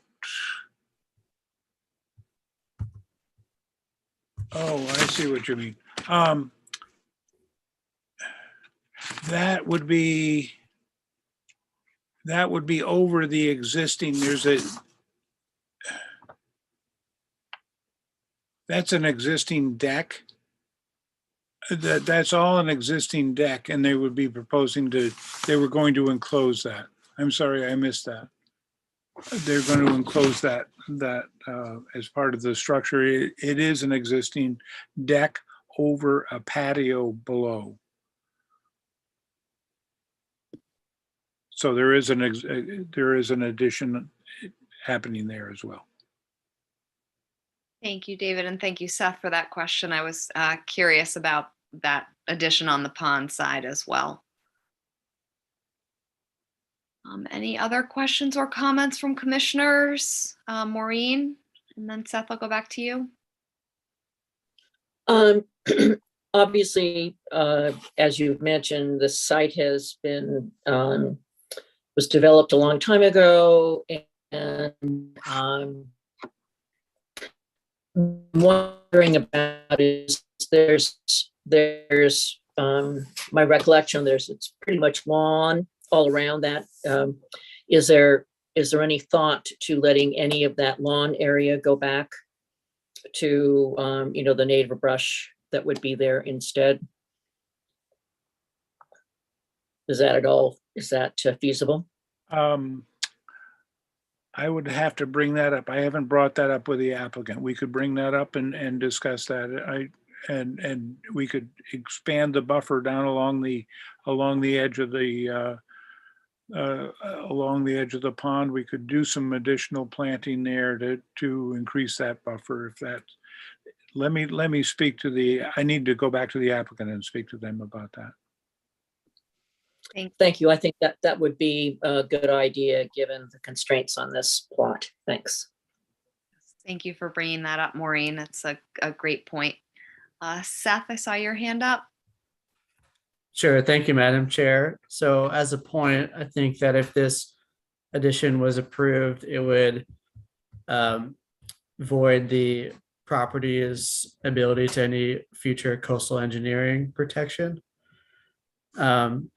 And then also, I understand that the site is constrained. I see that the condition of what is being referred to as coastal bank is really man-made structures. But if you look at the neighboring properties and the topography, it's sort of because the house is built right on top of where the coastal bank would have been. So I get it. The house predates the existence of the Wetland Protection Act, but the resource areas still exist there, and I'm still nervous about allowing additional development within the 50-foot buffer to that coastal bank, no matter what its status is, because it would have been a more natural bank had the house not been put there. David, go ahead. Yes, thank you, Seth. If you look over to the south side of the house, that lawn area and that slope area is all less than 10-1, and so there is no coastal bank in that lawn area. If the house wasn't there, I don't know what it looked like, but the property to the north wouldn't have a coastal bank because it's not steep enough, and where the house is, I think they did the grading around the north side of the house, and that created a bank, and they did a walkout basement and a retaining wall, and that created a coastal bank. So, I mean, they aren't normally functioning coastal resource areas. They're not providing sediment to the beach. This is water.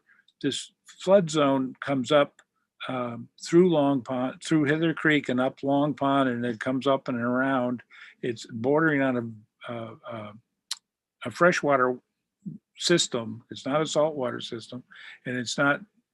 So it is an unusual situation, and I do respect that trying to maintain be consistent, but this is this does definitely, in my opinion, does fall into a waiver situation where that's not unreasonable. But I appreciate your position. Thank you, David, and thank you, Seth, for your question. Any other questions or comments from commissioners? Looks like no. So we'll open this one up for public comment.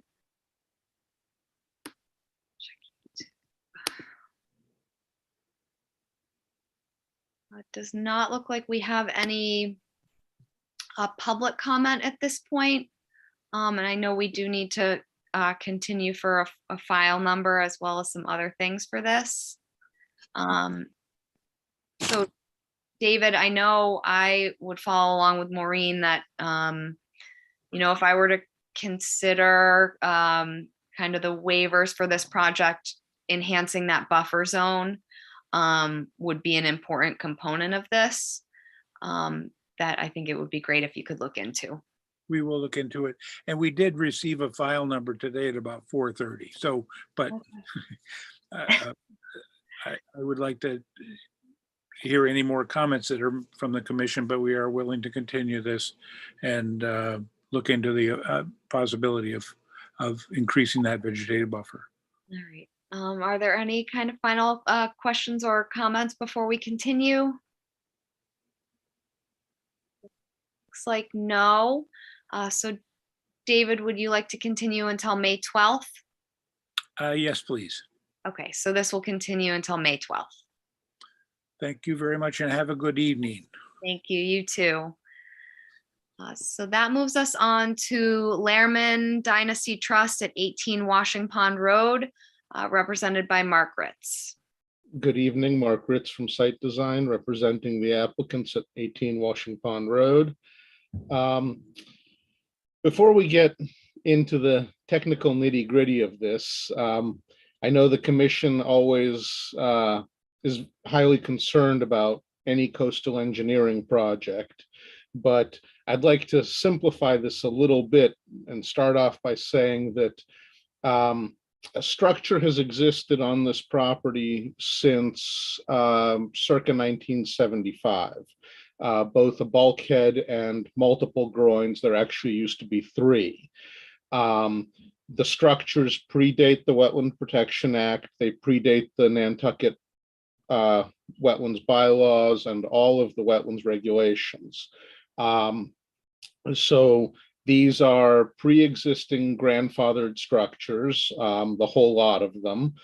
And, you know, so I would like everybody to keep that in mind as we go through this discussion. What we are proposing, the project before you this evening, the proposal is to reconstruct the eastern groin on this property. The groin has been present there since the 70s. It has been repaired, modified, or not modified, but repaired and rebuilt and maintained since that time. We went through an extensive re-permitting process on parts of this bulkhead and groins approximately a decade ago. The groin was present and in good repair up until the late January storm of this year, the storm that had quite a bit of ice and significant damage to northern portions of the island. That was when this groin was significantly damaged. Most of the piles were wiped out along with most of the groin. So it has been there. There's a cert of compliance for it from the last go around of permitting. And, you know, we are proposing to come in, what, about 5-6 months after it was damaged, to rebuild the groin, same length, same height, same location, same design. The design on the plan is actually the same location and design as was on the previously approved plan, which I included at the back end of the notice. So we're not proposing anything new. We're not proposing anything different. We are rebuilding the groin that stood there up until the end of January of this year. That said, as we do this work, we're also proposing to make sure that the area between the groins is filled to entrapment capacity, as was required when work was done on this property last go around about a decade ago. We're also proposing to put some additional sand nourishment back up on top of the bulkhead and onto that slope. Again, this is something that has been done on an ongoing basis as waves splash up over the bulkhead and remove some of that sediment. We've been replacing that sediment, as needed on an annual basis, as well as the sediment covering the gabions on the eastern flank. The groins, the bulkhead, the gabions are all part of a licensed Chapter 91 licensed structure. We're just proposing to maintain the licensed structure as permitted and in good working order. With that, I'll be happy to answer any questions. Thank you, Mark. I know I'm going to start off and then I'll go to you, Ian. So my question for you is, I'd like to see some photo evidence of what this groin looked like before this January storm. And when the last time it actually received maintenance, if that was since, that certificate that was issued in 2011, or if it's just been left in kind of disrepair for that amount of time, and then this storm came through and finally whacked it out. Well, we can provide photos. We take photos of this thing several times a year. It was in perfect condition. I think the last time it received some maintenance was when they did they had to come in and redo the whaler on the bulkhead, because that was damaged, and that was done maybe 6 or 7 years ago. But the groin that was on the eastern side looked exactly like the groin on the western side. If any of you have been out to that site, that one is in very good condition, still in perfect working order, and shows really no signs of significant damage. When that groin was rebuilt and relocated further landward, because of the change in configuration of bulkhead, maintenance was done on the eastern groin, and they basically looked exactly the same over the years and were in the same condition. It's just that larger debris, for whatever reason, was mobilized and hit that eastern groin and didn't cause any damage to the western groin. But we have years of photos. We also have, it's clearly visible, completely intact in all the aerial photos going back to the most recent set of aerials as well.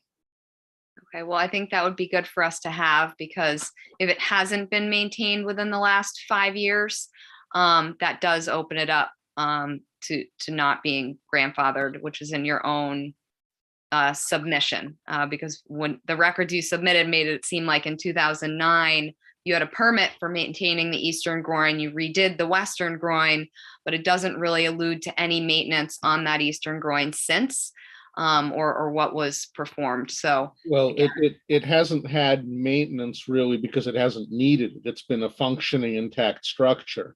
I mean, the grandfathering only expires if the structure is substantially destroyed or gone for a period of greater than 5 years. It doesn't have to be actively maintained. It just has to be an existing structure in reasonable condition. And this thing has been there, consistently over basically not nonstop. So, but we do have plenty of photos showing its condition in recent years.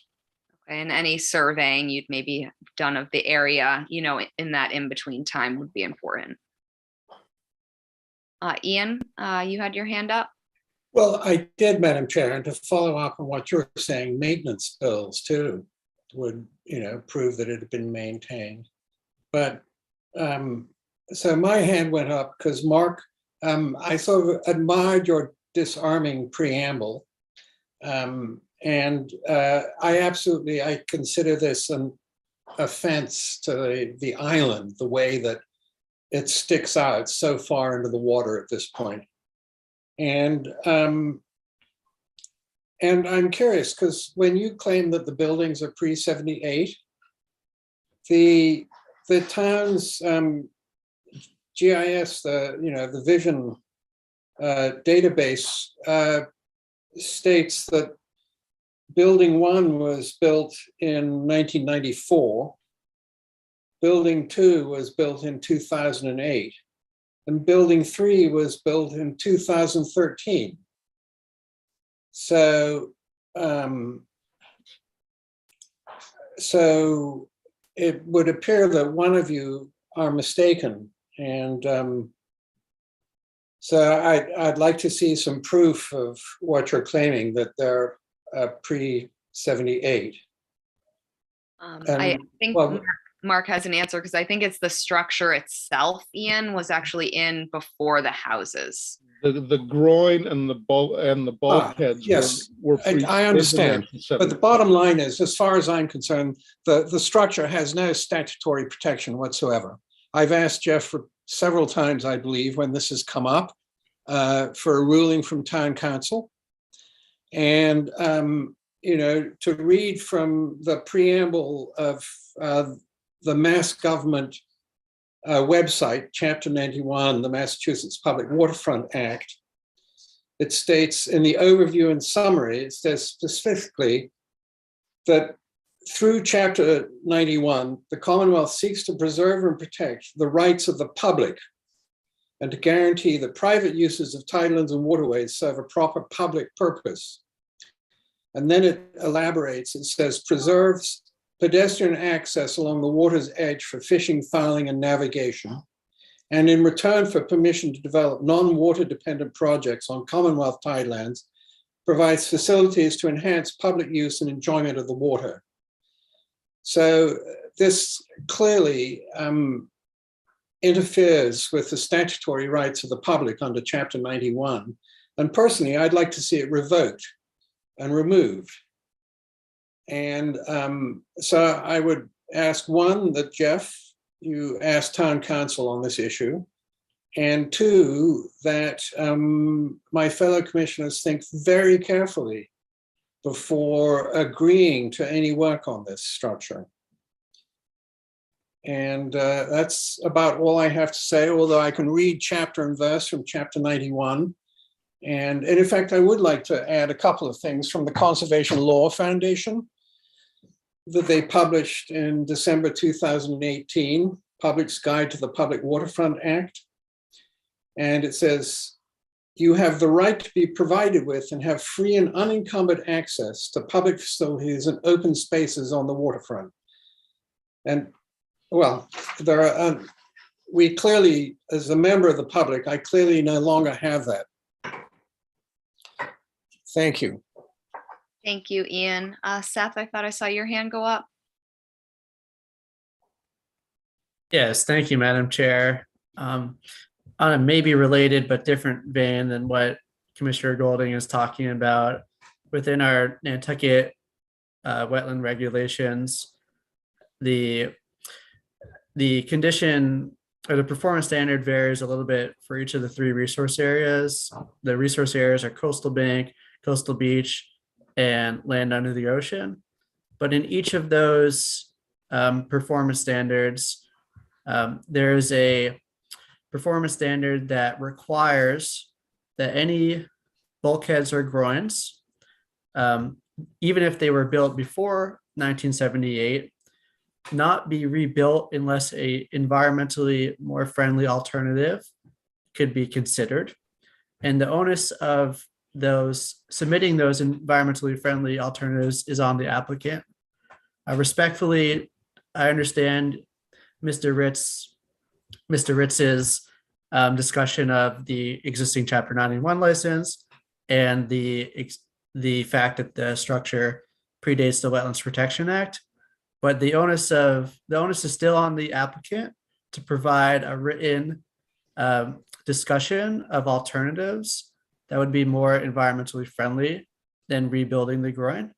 and I don't see that anywhere in the application submission. So I ask that they look into that and submit something. Thank you, Seth. Mark? I don't know if there's anybody around. I don't know if Jeff may be one to remember this. When we went through a similar exercise with this groin, when the bulkhead was reconfigured and the western groin was rebuilt and moved back, there was actually a third groin present in between the two, which we agreed to remove. Prior to obtaining approval from the Concom, we actually, I believe, received a denial, and it went to DEP, and DEP remanded it back to you guys, from what I recall.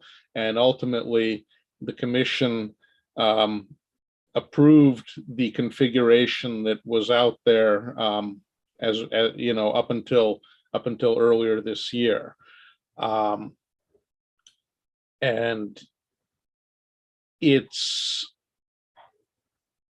this commission has granted a number of approvals to repair, maintain, rebuild existing coastal engineering structures. It is not particularly unusual to rebuild and maintain coastal engineering structures. If I'm not mistaken, I believe there was just either a bulkhead or a groin rebuilt somewhere on Hallowell within the last couple of weeks.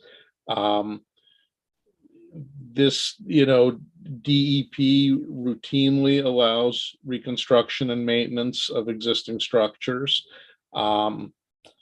You know, and we're not asking for anything out of the ordinary here. Thank you, Mark. Seth, go ahead. Respectfully to Mr. Ritz, over the last 3 years, every single bulkhead or groin repair or replacement project that's came in, including the one you're referencing on Hallowell, I've asked for the environmentally more friendly alternatives analysis to come in. There is a provision within that performance standard that if it's not possible, then the structure could be rebuilt. But we can't identify whether it's possible or not if we don't have anything to compare it with. So please do the alternatives analysis, and then we can go from there. I'm curious with this one. I mean, there's been significant changes to, you know, the water line over time. I know when we had our site visit, I mean, the high water mark was completely up to that bulkhead. So it is true that those groins or that groin really projects out into the marine environment in a different way than even 2009 when you received your last permit.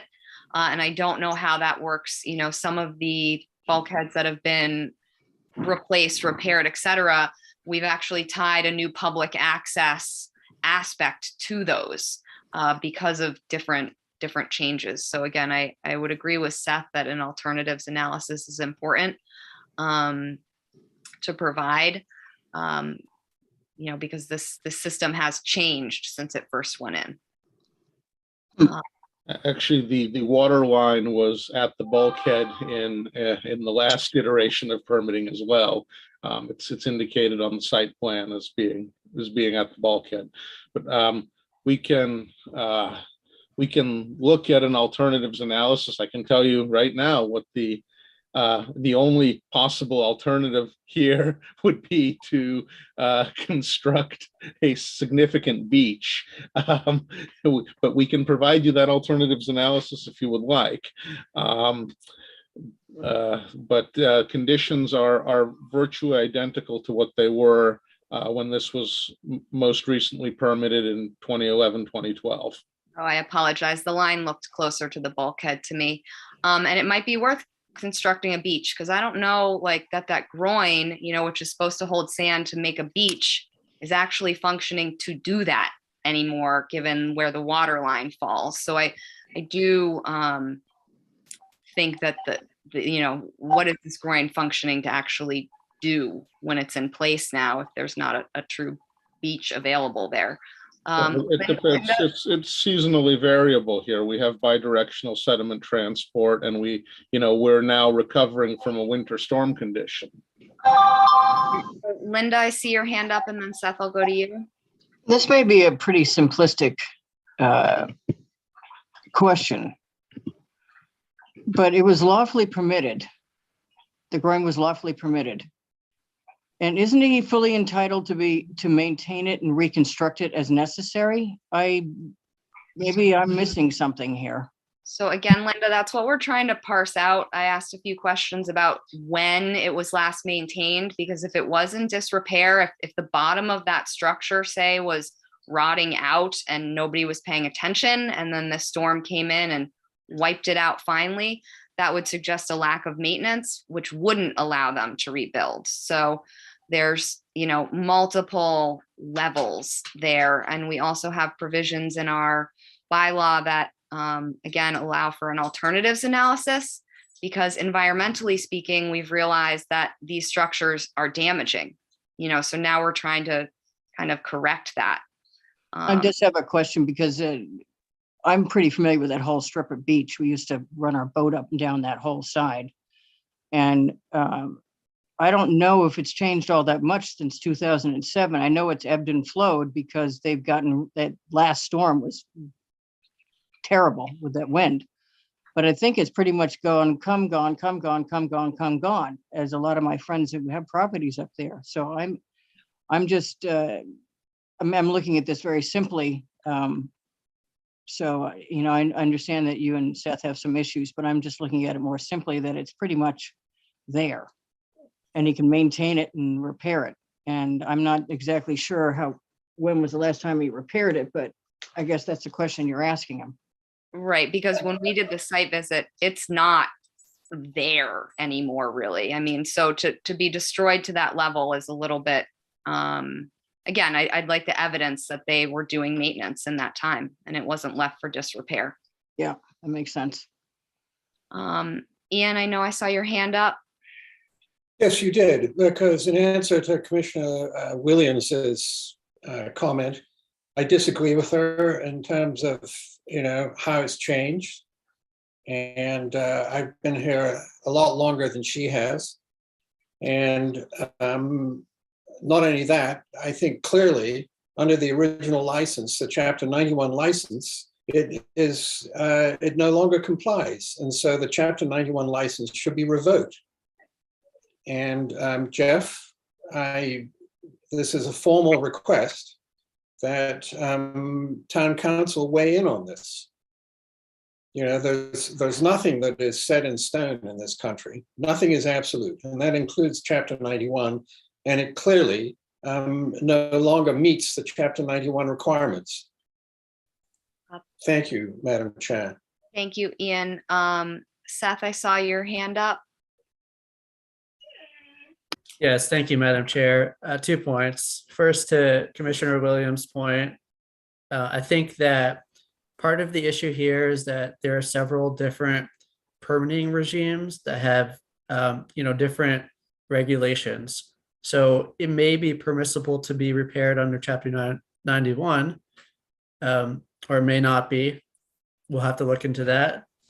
And there's also the Wetlands Protection Act and the Nantucket local regulations, all which have different language, but they ultimately need to meet the criteria for all of those 3 permitting regimes in order to get this rebuilt.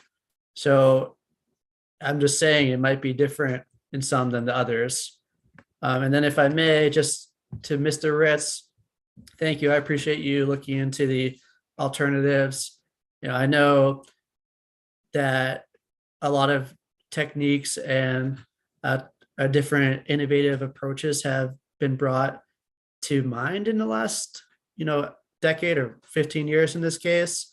There's living shorelines, there's hybrid shorelines where you would still keep the bulkhead, but you would incorporate some softer natural installations in front of that, fringing marsh or oyster reef or something like that. And I'm just saying, look at the possibilities and take an open, creative approach and see what's possible because it's required by our regulations. Thank you, Seth. Any other questions or comments from commissioners? Looks like no. So we'll open this one up for public comment.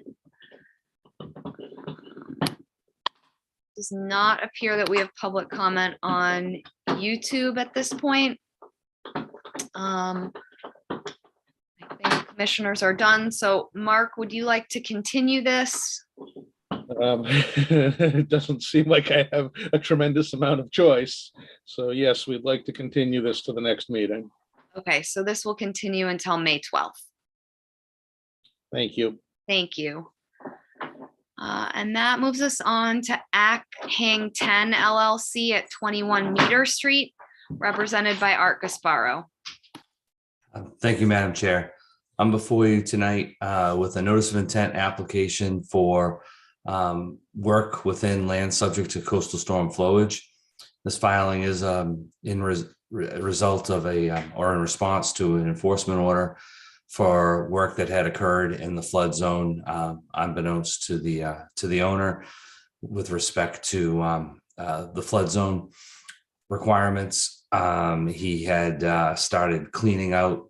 He's a new owner of the property, and removed. There was quite a bit of debris that had accumulated over the years on the property, which he removed, and was proceeding to construct a garden, which is what he's hoping to use this property for. As you see on the plan before you tonight, he just wants to make a small driveway and install some fencing and have a downtown garden. And as a result of the work that he was undertaken within a jurisdictional area that he was unaware of, the enforcement order was issued. He stopped all work at that time, and we're before you tonight with the required notice of intent. And I do believe that the ultimate condition of the property and care will be an improvement from the condition that previously existed. He is committed to maintaining the garden in compliance with best management practices. And again, the driveway would just be a gravel driveway. There would be a hard surface apron only because it does attach to a paved road, and that's a requirement of the DPW for driveway access. And with that, again, this is a highly developed area, as you may be familiar with, in terms of the density of development on both sides of the really all sides of the property, but immediately adjacent. There was a fairly intensive project permitted to the north by the commission in 2013 and 15, and then to the south, you actually have a minor mod later on your agenda for that property. And we'll be happy to address any questions or concerns that you may have. We understand, the owner understands that the filing should have occurred first now, but didn't realize that at the time.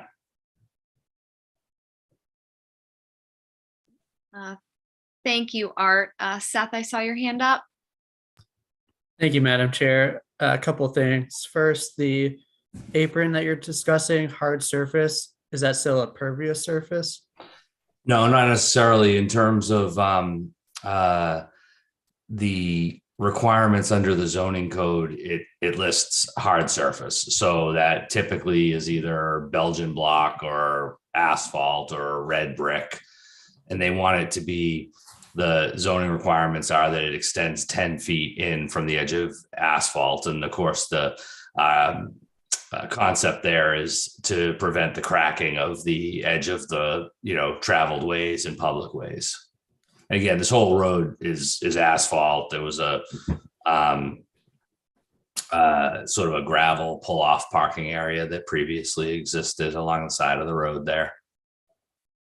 Yeah, I understand that road is asphalt, but I still think we should condition it to not be asphalt, because our our performance standards do say that the work should not reduce the ability of land to absorb floodwaters. So if making impervious surface, even if it's a short 10 foot distance, is doing that. So I would like to see brick or cobble or something there. I think they could do a Belgian block or cobble or something of that sort of nature. Sure. Dry laid. And then the second thing is so I know the fence is proposed. The landscape timbers that are existing, is that existing as it was done recently without a permit, or is that correct? That correct, and it was to retain the garden essentially around the perimeter of the property, and okay. The top of the timbers will be to match the surrounding grade. Yeah, I mean, I would just say my same comment still applies. That's preventing the floodwaters from moving off site, and I think we need to consider if the site itself has enough infiltration capacity, or if additional infiltration needs to be added because of the ability of the land to absorb floodwaters. Art, go ahead. And perhaps it's not clear from the detail. I did try to show spot elevations, but the timber surround is essentially level with the surrounding property. It's just so that the it's not meant to be a wall higher or lower on either side. It's just to hold the garden soil within the property. And I don't think that, I mean, maybe this is subjective and you may feel differently, but that a 6-inch wide timber around the perimeter would necessarily have a, negative impact in any way on the ability of the land to absorb or contain floodwaters, especially in such a highly dense urban type area. Yeah, thank you. I thought it was like a wall, but it sounds like it's more like a raised bed type of thing. It's not even that. It's really similar to a raised bed, but so that it's going to stop roots from coming in or going out. It's like what you would have just around the perimeter of the property for the garden at grade. So I just had a question, and I could have misread the application, but it sounded like you were gonna increase the grade to match the timber wall. And that just made me nervous because we shouldn't be having grade changes in the flood zone. So if I may, it's a restoration. Essentially, as part of the work that was done unpermitted, there was soil that was removed. So it's to bring it back to what it was, to match what was around. He stopped working. There was a lot of root matter. There was some knotweed in there. There was a lot of debris over the years. So as he had been taking material out, it's now lower than what previously existed. So the raising is simply to bring it back. And I even looked at the other plan, which is in your packet tonight for the abutting property, and it shows the same grade that we proposed to bring it to, which is shown there, which is right around elevation 5. I tried to put a lot of spot elevations on there, so understanding the sensitivity within land subject to coastal storm flowage. So it's really but I did want to be clear, and maybe I wasn't, but hopefully in the presentation that it would be. There was soil taken out and the work stopped. So the work that is proposed is to restore the site so that you can have essentially a level garden area, but not one that is mounded, not one that is raised, just matches the surrounding areas. Okay. I'm just curious, because the application is coming in late, I don't know, Jeff, would we need a waiver then to have them bring in soil? Because again, we're after the fact. So, the elevations we see are different. And I know you're basing it off of the neighboring properties, but I just want to make sure we're checking our boxes here. No, I think you would be fine to you're essentially kind of ordering it restored back to its original grade, to its original capacity. I I think restoring that grade would be appropriate. I don't believe it would need a waiver because you're not diminishing the land's original capacity to hold floodwaters by putting it back to its pre-existing grade. Okay, thank you. Any other questions or comments from commissioners? Looks like no. So we'll open this one up to public comment.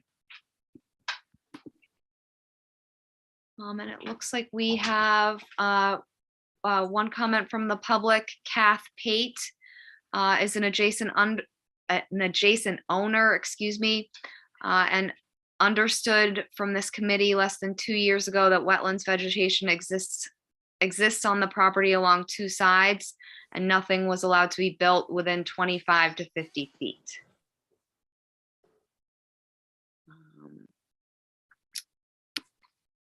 So I actually pulled up the GIS map on this one to check for other like wetlands in the area, and it didn't come up. But Jeff, do you have any information about that comment or any insight, or Art? I'd be happy to try to address that, Madam Chair. There was, I went back also trying to, find whether there was any records of vegetated wetland resource areas, and all of the work that was done on the lot that I mentioned to the north with orders of conditions issued in 2013, modified in 15, certificates of compliance issued, none of which showed any wetland resource areas there.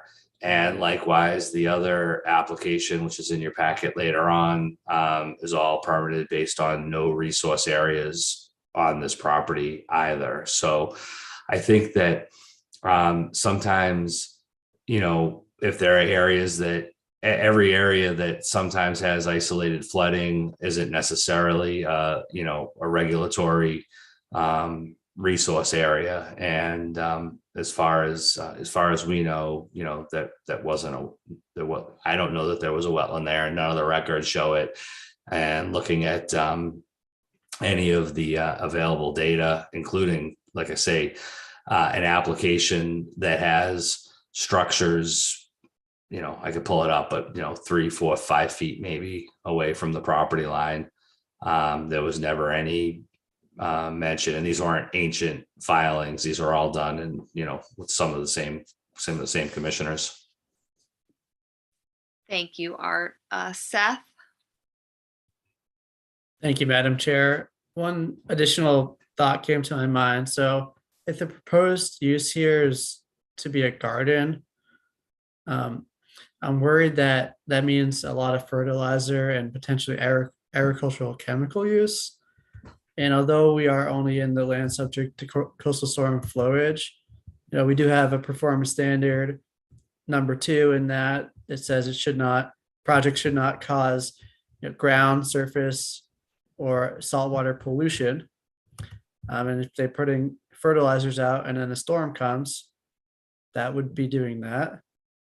So, I know it can be tough to operate a garden without those things, but I'm worried about, those chemicals being put on this site, and I'd like to see them restricted from this site.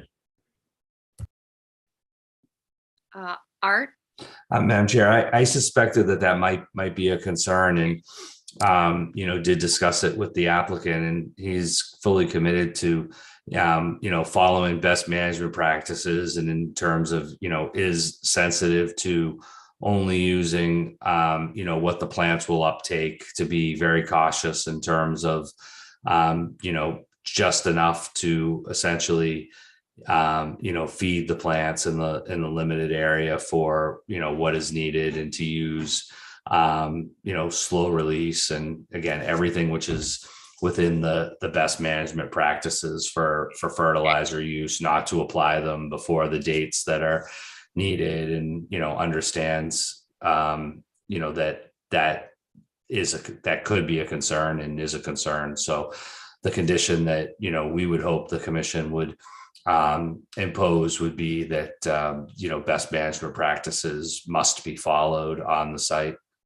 And to the earlier point, certainly a Belgian block, dry laid Belgian block apron as a condition is completely amenable. Thank you, Art. Any other questions or comments from commissioners? Looks like no.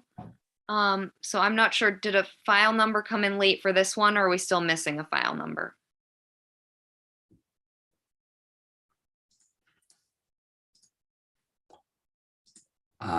I didn't receive an email that we got one, so I haven't been to the website, but I didn't get one from Ciro, so I don't know if Jeff's looking Yeah, it looks like he's as looking. quickly as I'm trying to. I didn't get one either, but I'll just double check really quickly. Just give me 2 I seconds. know here. David had the one come in, so I want to make sure to check. Sometimes they're funky like that.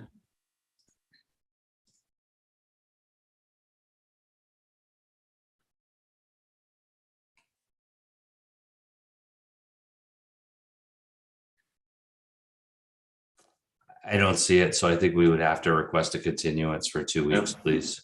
Okay. So then this will continue until May 12th. Okay, thank you very much. Thank you. And that moves us on to Carol W. Dean Revocable Trust at 48 West Myacomet Road. And this is represented by Paul Santos.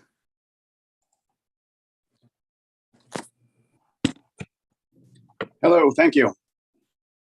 Paul Santos on behalf of the property owner and applicant, Catherine Dean Schulman, trustee of the Carol W. Dean Revocable Trust. This is a piece of property at 48 West Myacomet Road that was redeveloped within the last 10 years, in which this existing dwelling was moved further away from coastal dune. It was actually moved out of the 25-foot no disturb and out of the 50-foot no build, and the property was redeveloped at that time. It was approved by the Conservation Commission, approved by NHESP, and a certificate of compliance was issued for the work.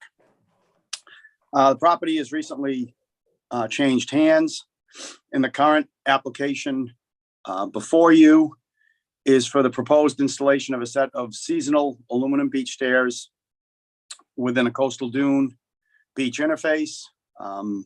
Proposed work is shown on the attached site plan that you have before you.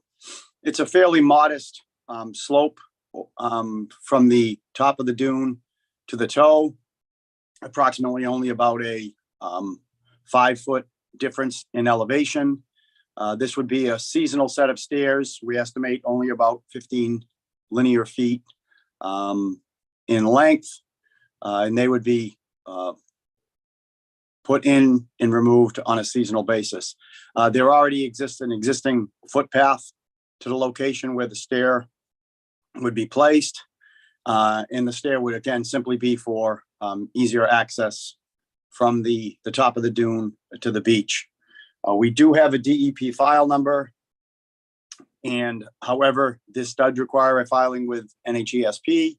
We've received confirmation that they've received the application, but at this point, we have not received any input from their office. I'm happy to answer any questions that you may have.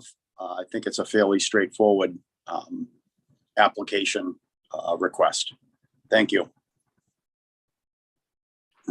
Thank you, Paul. Any questions or comments from commissioners? Looks like, oh, Ian? Yes, I'd like to see what the stairs look like. I'll be back at the next meeting with NHESP. It's a standard aluminum stairs with a railing, but I will give you a side profile of it for the next meeting. Thank you, Paul. And just to go, there's no platforms, no landings proposed. This is simply a straight, but we're happy to do that, Ian. Thank you. Thank you, Paul. So if there's no questions or comments from commissioners, we'll open it up and see if there's public comment. Does not look like there's public comment at this point. So Paul, you would like to continue until May 12th? Yes, please. So this will continue until May 12th. Thank you. Thank you. And that moves us on to 41 Monomoy Road LLC at 41 Monomoy Road. And this is represented by Don Bracken. Good evening, Don Bracken, Bracken Engineering, representing the applicant. We did get our DEP number today, so that's a good thing. What we have is a 33,000 square foot lot approximately, proposing to construct a single family dwelling with a pool, patio, and retaining wall within the 100-foot buffer to an isolated vegetated wetland delineated by Brian Madden from LEC. The site's not in any natural heritage area or flood zone. There is some work between the 25 and 50-foot buffers, some landscaping work that you can see on the plan. All structures are outside the 50-foot buffer. As I explained, a small portion of the porch for the single family dwelling falls within the 100-foot buffer, along with a portion of the pool and the patio. And as you can see, we're providing a drainage system to collect the patio runoff and the roof runoff into infiltration system. So there should be no increase in runoff or net increase in runoff. All disturbed areas will be revegetated. The area between the retaining wall and the limited clearing is proposed to be lawn. With that, I'd be happy to answer any questions. Thank you, Don. Are there any questions or comments from commissioners?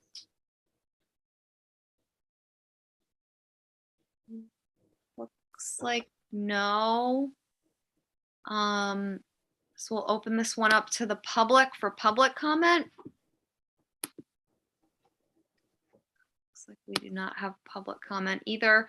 I know, Don, the only thing that worries me about this site is just the slope of the lawn to the wetland and just ensuring that we're not having any lawn chemicals, et cetera, running off or running down to that wetland. I mean, I'm sure that at least within the 50-foot buffer, I don't, if you wanted to put something in the order of conditions about, no fertilizer to be used within the 50-foot buffer, I don't think that would be an issue, or whatever, whatever you think is best to address that concern, I guess.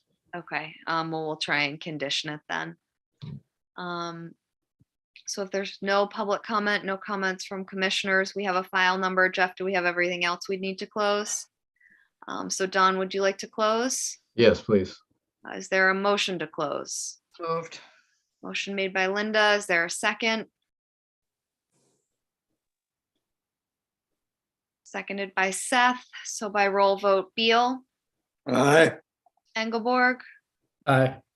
Erickson, aye, Golding, Aye. Phillips, Aye. Williams. Oh, Linda, you're Aye. muted. Okay, Aye. perfect. So that carries unanimously. Thank you. Thank you, Don. And that moves us on to Town of Nantucket, Washington Street and Francis Street layout. And Sam Campbell, are you on for this one? Yep, I'm here, Madam Chair. Okay. Yeah, so Madam Chair, members of the commission, thank you for having us tonight. We're here presenting this project on behalf of the town of Nantucket. It is located at the intersection of Washington and Francis Street. Generally, the project limits begin about adjacent to 59 Washington Street, extend approximately 200 feet south on Washington Street to its intersection with Francis Street, and then on an additional 60 feet on Washington Street extension. The project also includes the entirety of Francis Street down to its intersection with Union Street. The purpose of the project is to improve operations and safety at the intersection. Specifically in the existing condition, it's a pretty tight turn for larger trucks and turning vehicles. So we're going to widen the turning radius to improve the ability of those vehicles to complete their turning movement. We're also doing some pavement milling and overlays to repair or improve the pavement condition on both Washington Street and Francis Street, as well as some drainage improvements, including the installation of 3 new catch basins and the repair, replacement, or cleaning as necessary of existing drainage pipes. So resource areas present adjacent to or in the vicinity of the project include Coastal Dune. Coastal Dune is located northeast of Washington Street and is generally associated with Francis Street Beach. We also have Coastal Beach further to the north, again associated with Francis Street Beach, and the entirety of the project is located within land subject to coastal storm flowage. In total, I should emphasize, the only resource area that's going to be impacted by this project is Coastal Dune, and it's the portion directly adjacent to the limited work on Washington Street.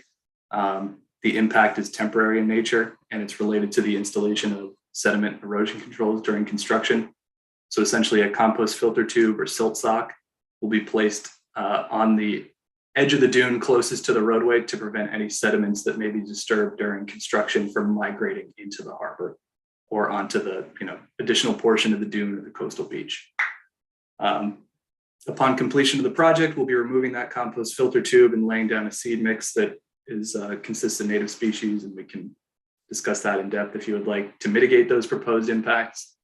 And as far as regulatory compliance goes, and this is all summarized in the narrative that was submitted, we meet the Wetlands Protection Act performance standards for Coastal Dune. We comply with the Nantucket Wetlands Bylaw performance standards for Coastal Dune and land subject to coastal storm flowage. As you know, there's no WPA performance standards for that resource area at the moment. We also meet the stormwater standards.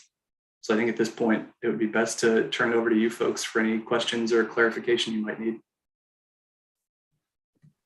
Thank you, Sam. Seth, I see your hand up. Thank you, Madam Chair. I don't entirely agree that the performance standards are met, because it seems to me that they're working within the 25-foot buffer to the coastal dune, which would require a waiver request, and I did not see any waiver requests. I don't know. I don't really think there will be a long-term impact, but I still think we need the waiver request. Yeah, I mean, procedurally, if you'd like us to request a waiver, we can do that. I think the reason it's not in there is because in the existing condition, it's fully paved directly up to the edge of dune. So there isn't a vegetated buffer in the existing condition, and we're going to be maintaining that condition in the proposed state. Yeah, with respect, I understand that, but the buffer zone still does exist on that part of the road, and I think we need the waiver to apply our regulations correctly. Okay, so then what would the process be like for that waiver request? Is that something we can do here tonight, or do you need an amended document to be submitted? That's up to Jeff. I think, there's a waiver request that is relatively rare, but probably applies here. Let me pull up which one it is. I think it's B. But it essentially deals with when, work is within a public way or semi-public way. Let's see here. Yeah, look up. So the one you're referencing, Seth, for B, sorry to interrupt if it's all right, Madam Chair, is when the resource area is separated from the project by, something like a public way or an area that's out of the applicant's control. That's the case. I think if it helps from when I first looked at the project and the plans that were there,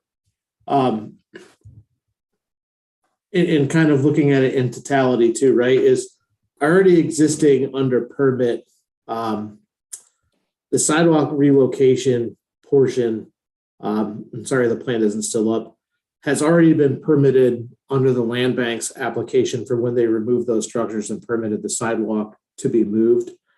And I think when I was reviewing it, it was looking more as a expansion of new pavement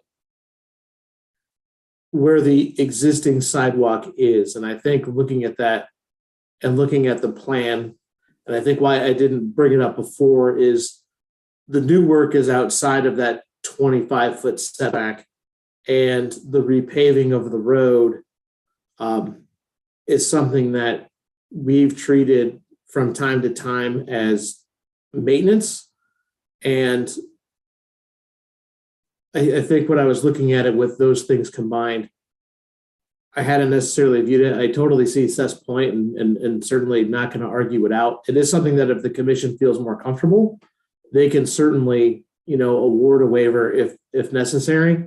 But I think looking at the project, I'm not sure that if they were just repaving the roadway, they may not even be in for a permit, depending on the extent of the repaving.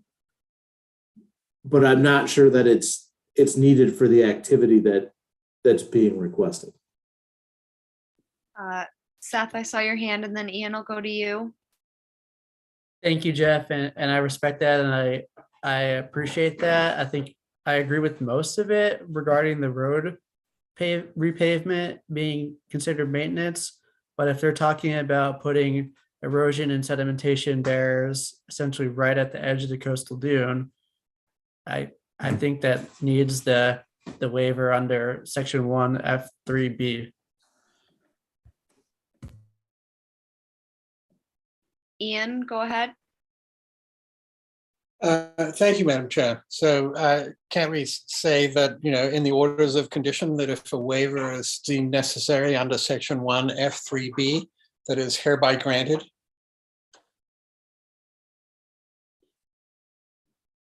Yeah, the commission can award waivers at their discretion. You're the jurisdictional authority. I mean, I have absolutely no difficulty in this situation, and in acceding to Seth's point of law, and I'm proceeding forthwith, so it doesn't hold anything up. Thank you, Ian. So Sam, I have a question about the length of time you think this project will take, just relative to like potential flooding events, and how we would try and mitigate or stop impacts if there were to be a flooding event while construction's going on. Sure. So as far as timeline goes, there was initially a conversation of doing just the roadway work, so repaving the roadway itself in the spring, and then doing the intersection geometry changes in the fall. I think that was something that Jeff was informed of at a recent meeting, but based on some developments with the contractor that the town is planning on using, they're now available. So all of this work would be completed this spring. Timeline wise, I think I'm seeing that my colleague Brian is on this call at the moment. He's the project manager, and I'm going to see if he maybe has a better feel for the timeline than I do. Okay. Brian, go ahead. Yes. Hi, everyone. How you doing? You can hear me all right, right? Yes, we can hear you. Okay. So, the DPW, I had a conversation with the DPW director this morning who met with the contractor out there, did a site walk, just to go over the project and see if he was available this spring, and it turns out he is. And he was giving quite a quick timeline on this. He said the widening would really only take like 5 days. It's really, just excavation and widening. So that portion of it, the actual ripping up of the pavement, would be about in that timeline. Of course, the sidewalk work, that would take a bit longer. They are shooting for the end of the month, is what they would probably shoot for. And they could certainly do it within that time. And I'm talking May, the end of May. Okay. So again, I know they would be doing that, under a 21-day appeal period if they're to do that under the by the end of May. Well, yeah, obviously it would have to be after that. Yeah. And then are there plans in place for a flooding event. You know, if they're in there with machines and they're excavating to rip out the road, you know, Washington Street floods quite regularly. So I'm just wondering what, how that would be dealt with. Yeah, I think personally, in my experience, the most effective way to prevent that might be to condition it, you know, include a condition that states that equipment and materials can't be stockpiled within, you know, the LCSF. Just so that way, you know, because obviously if the road's flooded, you know, the contractor isn't going to go out and do any of his excavation work while it's in that condition, but we also don't want, you know, a storm to come in overnight and they show up the next day and, you know, the excavator's in half a foot of water along with whatever materials they have on site. Right. Or like torn up asphalt products. Like, I think I'm more worried about the chemicals in asphalt making it into our harbor in a flooding event, depending on the condition there. Yeah. So again, I think the condition being that they wouldn't stockpile any materials, whether they were materials for construction or materials resulting from demolition in the resource area, no equipment in the resource area. And then as far as when the roadway itself is in that milled condition, you know, the erosion controls are in place for that to prevent that migration through surface water. And then outside of that, I think, like Brian said, they're aiming to have that work done within a week. And that is to some degree weather dependent in terms of, you know, they can't go out in certain conditions, but I think those are the controls we have in place to protect the sort of down gradient resource areas. Okay. Thank you for that. And I think too, if the commission has any conditions that they've used in the past on similar projects, the town would certainly be amenable to those. Yeah, thank you. Any other questions or comments from commissioners? Maureen? Yeah, I just like to say I agree with Commissioner Golding's suggestion about handling the waiver within, I guess, within our order. I'm not sure. It was 5 minutes ago, so I can't remember exactly what you said, Ian. But I think that makes sense in terms of the fact that it's maybe not entirely clear, but it's not something that, it doesn't sound like it's something that any of us would object to providing, and in order to, get this project going, I think that would be a good thing to do. Thank you. Thank you, Maureen. Any other questions or comments from commissioners? Looks like no, so we'll open this up to public comment. Does not appear that we have public comment on YouTube or on Zoom.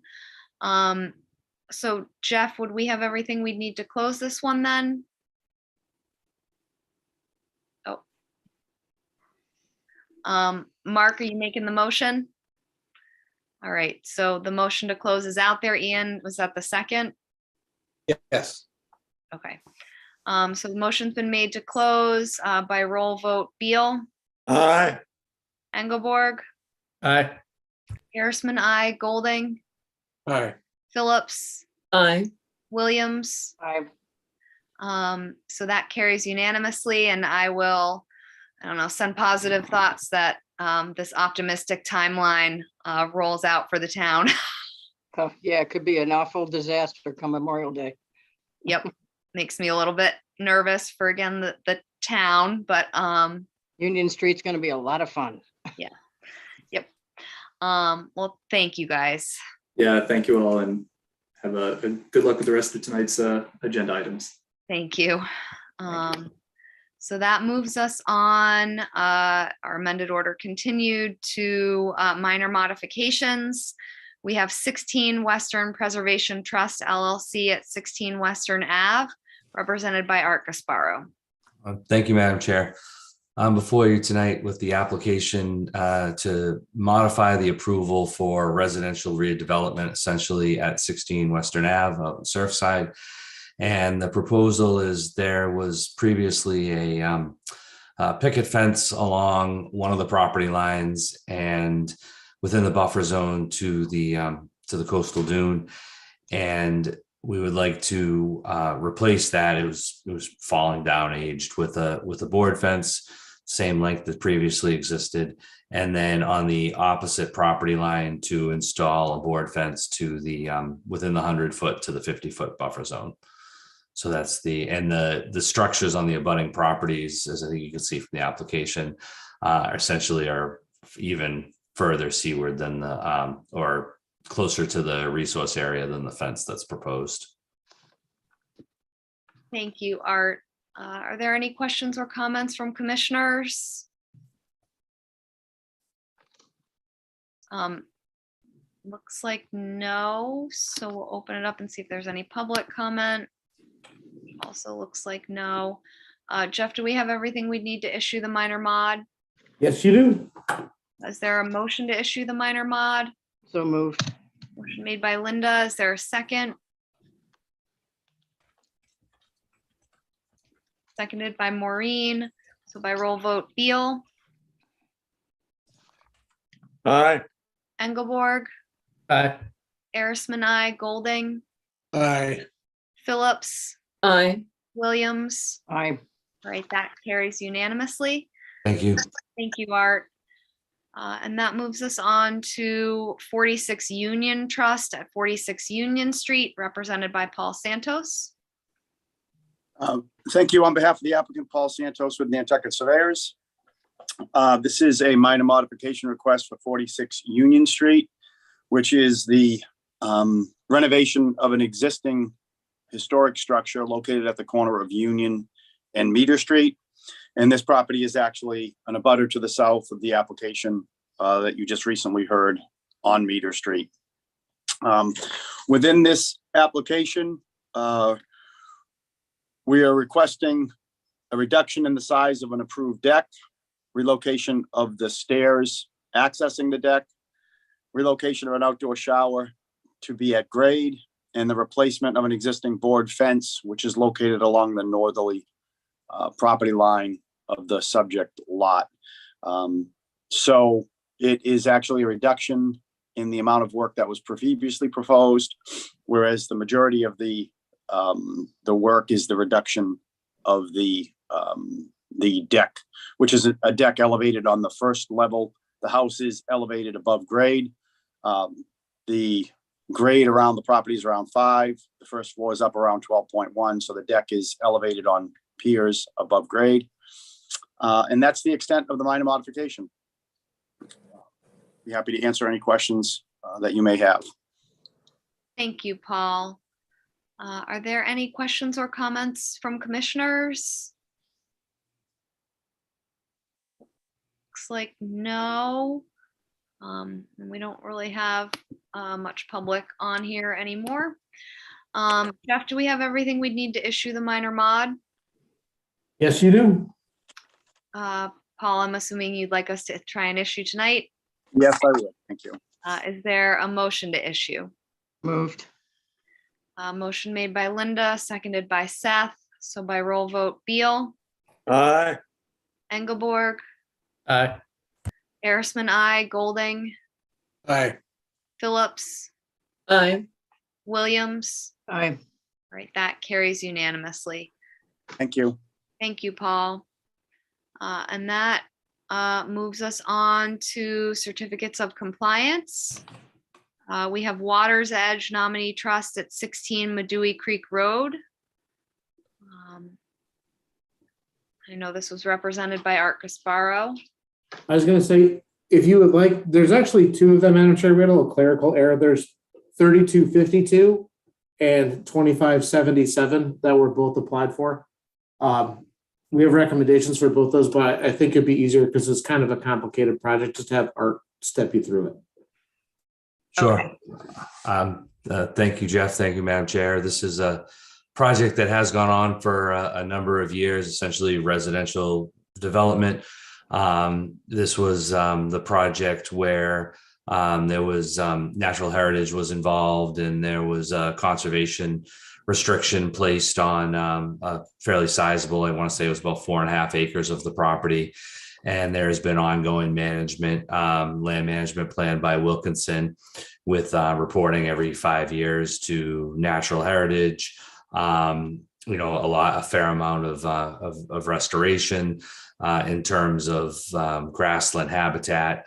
And there was sampling grassland habitat, as well as some maritime shrub heathland, really, I think an exceptional project. There was also 2 wetland restoration areas, which were conducted and installed and have all done phenomenal in terms of, plant survive, how many of the plants survived and just the overall health through a couple of growing seasons.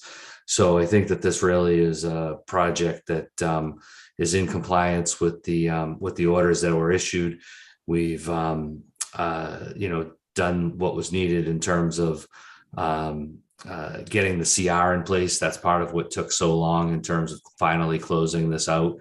And I did include a copy of that, between going back and forth with the select board and council and attorneys and the division.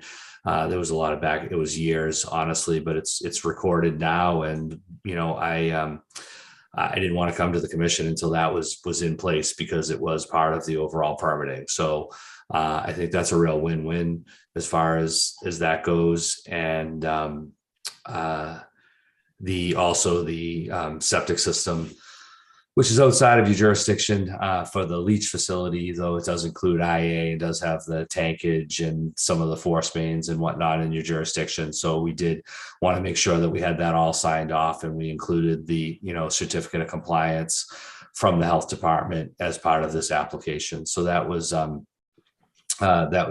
one of the 2 filings, and the other was there was a very small section. I want to think it's about 22 feet long and 4 feet high, where there was some coconut fiber rolls installed next to the existing pier in between the boathouse, where there was washout and honestly a lot of deer activity going right down through there that was kind of causing some rutting and then erosion. And so just to help stabilize that very small section of bank, it's covered with sand. It doesn't see a lot of wave action, obviously, in East Pulpus Harbor. It's quite stable. So we just wanted to close both of the permits and believe everything's in compliance. I'd be happy to take questions or concerns that you might have. Thank you, Art. Are there any questions or comments about this order? The certificate? Looks like no. Jeff, what are your recommendations?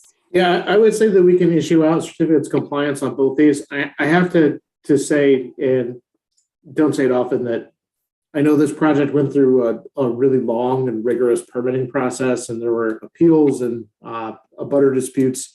I think Ian may have been the only one on the commission when we heard this back originally. I think it was even before Ashley. Yes, I remember it well, Jeff.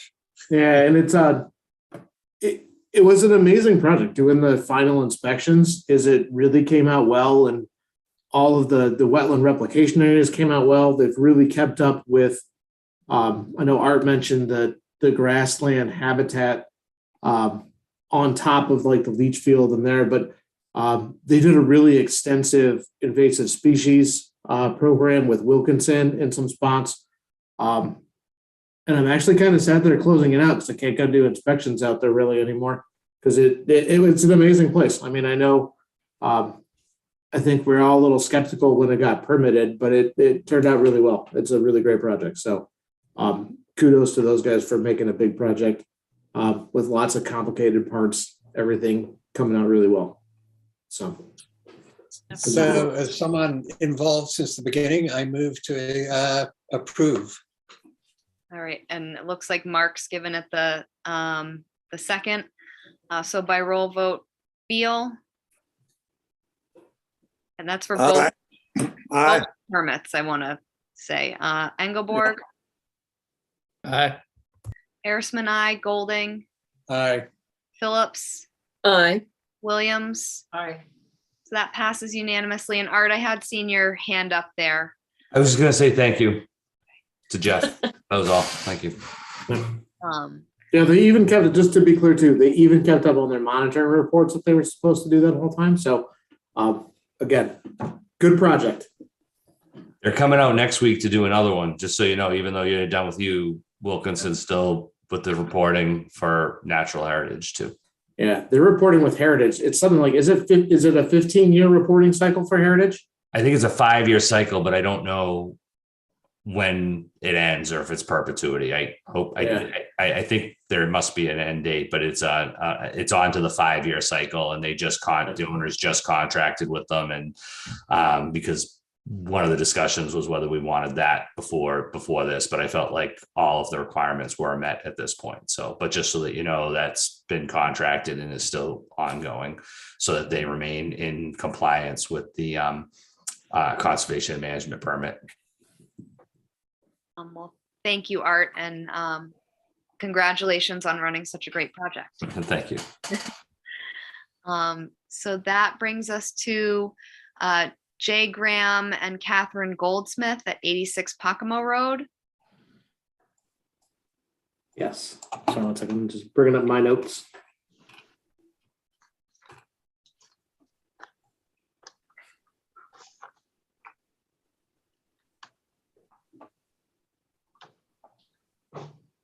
Yes, this was, sorry, I was confusing with the different projects. I'm glad I brought my notes up. This was for the construction of a little coastal dune and some planting and some fencing.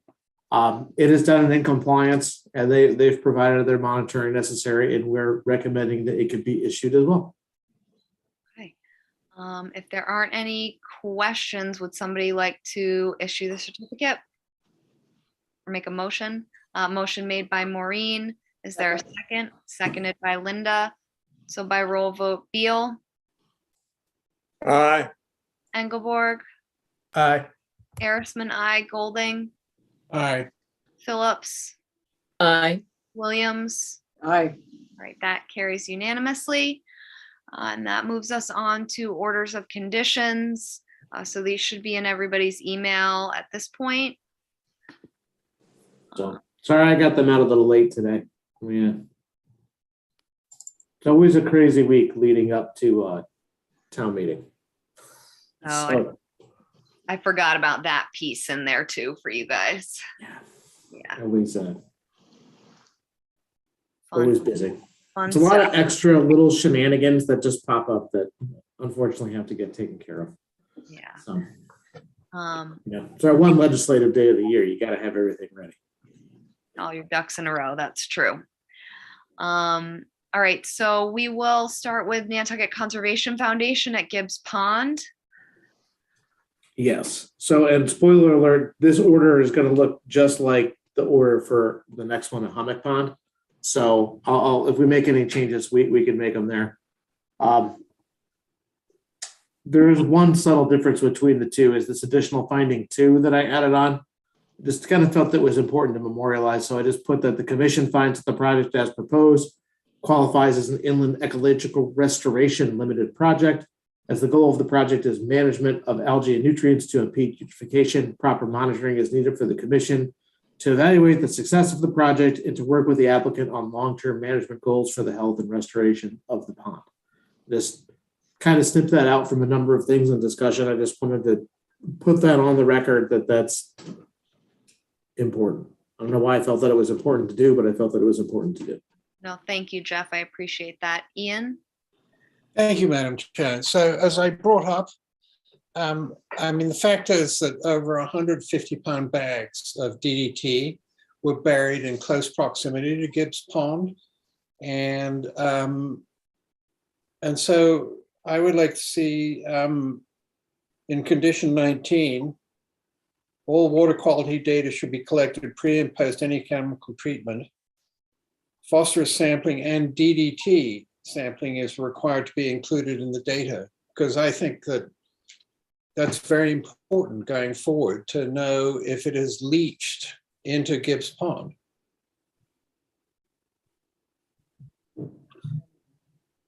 Thank you, I Ian.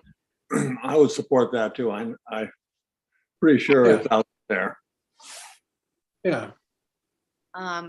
Jeff and then Seth. I'll let Seth go first. Okay, Seth, go ahead.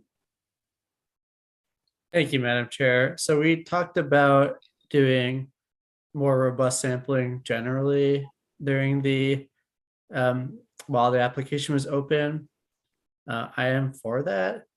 I do think that we need to tie any sampling directly into project activities, or else the condition isn't relevant. So I'll leave that to Jeff to figure out, but it is one thing that I know I at least considered and brought to the table at that point, but haven't really thought about how the best way to do it would be.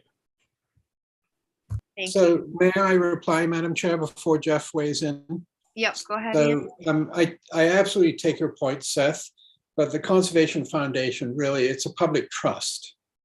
And so as such, I feel that this goes beyond the conditions that you state being, rightfully the normal parameters for a project. And in fact, I misspoke. They weren't 50-pound bags. I was told that they were normal 100-pound bags. So, and I am declined to name the person, both who told me about it and the person who was responsible for digging the hole that they were buried in. But I consider this very serious. Well, we all know the inferences of having, a ton of DDT on Conservation Foundation property in the proximity to Gibbs Pond. So thank you, Madam Chair, for letting me state that. Yeah, thank you, Ian. That's definitely concerning. Like, I think it was the drums of DDT off the coast of LA, right, that were recently found. It's bad stuff, but Jeff, go ahead. All right, so I'm just going to preface what I'm about to say is this is the part of my job that sometimes I like the least for having to do is Seth kind of hit it on the head, and I actually talked about this condition with Mass DEP and some other colleagues about how to tackle the issue that Ian brought up and needing to tie it to the project. And I 100% agree with Ian's sentiment that I think that any of the conservation groups, whether it's the Land Bank or NCF or the Land Council or even the town for that matter, that are large landowners, have a enhanced responsibility to be leaders and be looking for these things and dealing with it. But after I talked with DEP, tying it to the project that's in front and the impacts related to the project is what the order is for. If we feel that there's a separate impact on the site that is causing harm to the wetland, there are other avenues that would need to go through that don't get tied to a project in specific. And I know that's not, trust me, I fess up and say I worked on a project where we did a large scale $750 million restoration for DDT contamination. I 100% understand where Ian's coming from. And if that's out there, if people have information on that, because I've also heard the stories about where it is in different spots. And I can tell you, I know 20 different spots where that apparently is and dealing with it, that there may be an avenue to deal with that, but I'm not sure that, unfortunately, this order of conditions is the mechanism to do that. I know that's not Jeff, a popular take. Thank you for bringing it up with DEP, and I take your point and Seth's point.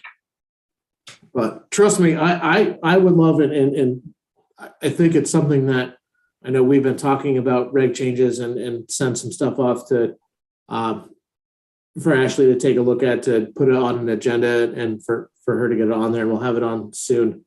I do think it's something, though, that as we move forward with pond management, that the development of best management practices and guidelines, not just for in-pond management, but what data and information is required to come in for projects at a minimum would be really helpful to tackle this kind of diverse approach that we're looking at and trying to capture what all the impacts are. Because unfortunately, right now, I just don't think that, for dealing with a project that's specific to a specific treatment for a specific item, that doing testing for something that's not related to the project gets very difficult. And if that was challenged in an appeal, I just don't think that we would be successful. And I just don't think that that's a good path to go. But I'm all for sourcing that out and trying to figure out those problems. I mean, I don't want to say that I'm not, because I definitely am. Point taken. Thank you. Thank you, Jeff. Seth? Thank you, Madam Chair. Jeff, I don't know if you thought about my success quantification condition that I brought to the table at all. I did, and I'd be happy to revisit that now, because I just kind of hacked my way through it a few times and never really got anything that I liked. But I think we could certainly start to, maybe we could work on it collectively and come up with something that's there. So I think for success, because we were talking about it in success of, obviously terms of algal bloom reduction is one quantification for success. And then I know we talked at great length, and I listened to it again, talked about, change in phosphorus within the water column of the pond. I think that one's going to be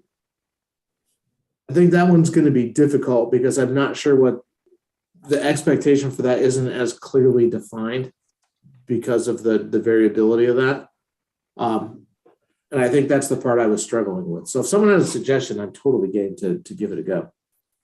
I have half a suggestion, but that's good enough to start. So I know it's sort of like a pilot project, and I know that the project applicant indicated that their targets are very conservative. But my intent here is to make sure what they're doing has some effect. So I would just like to see something to the effect that maybe if no noticeable change in algal bloom frequency or in phosphorus levels have occurred in the 3 years of the permit, that the applicant should submit an updated management plan before asking for an extension. I think you made it more than halfway on that one, Seth.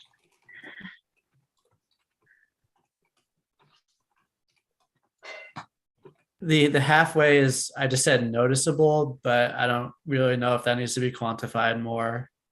But yeah.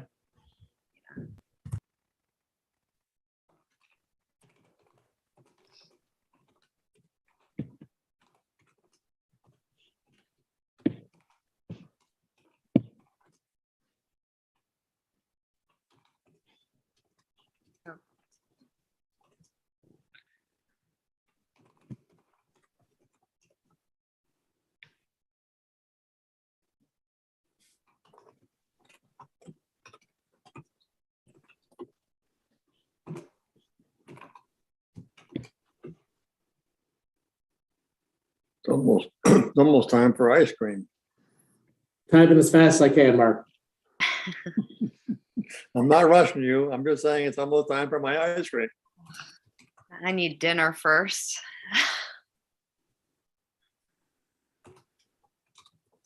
How about a drink? All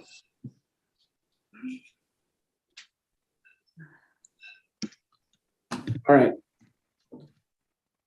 I just added on to a condition, so I kind of lied.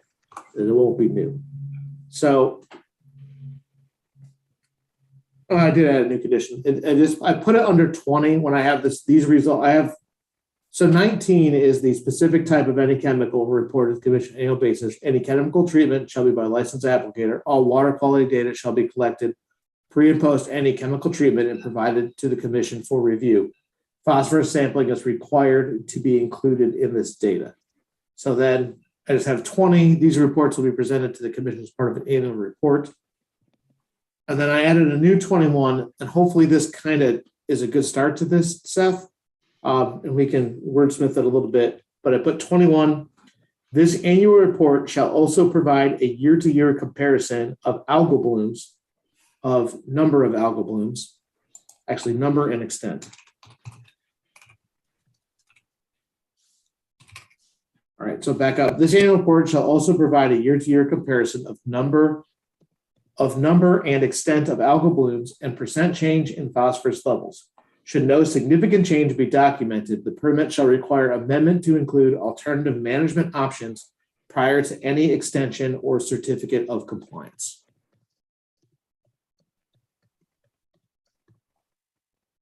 That sounds fine to me.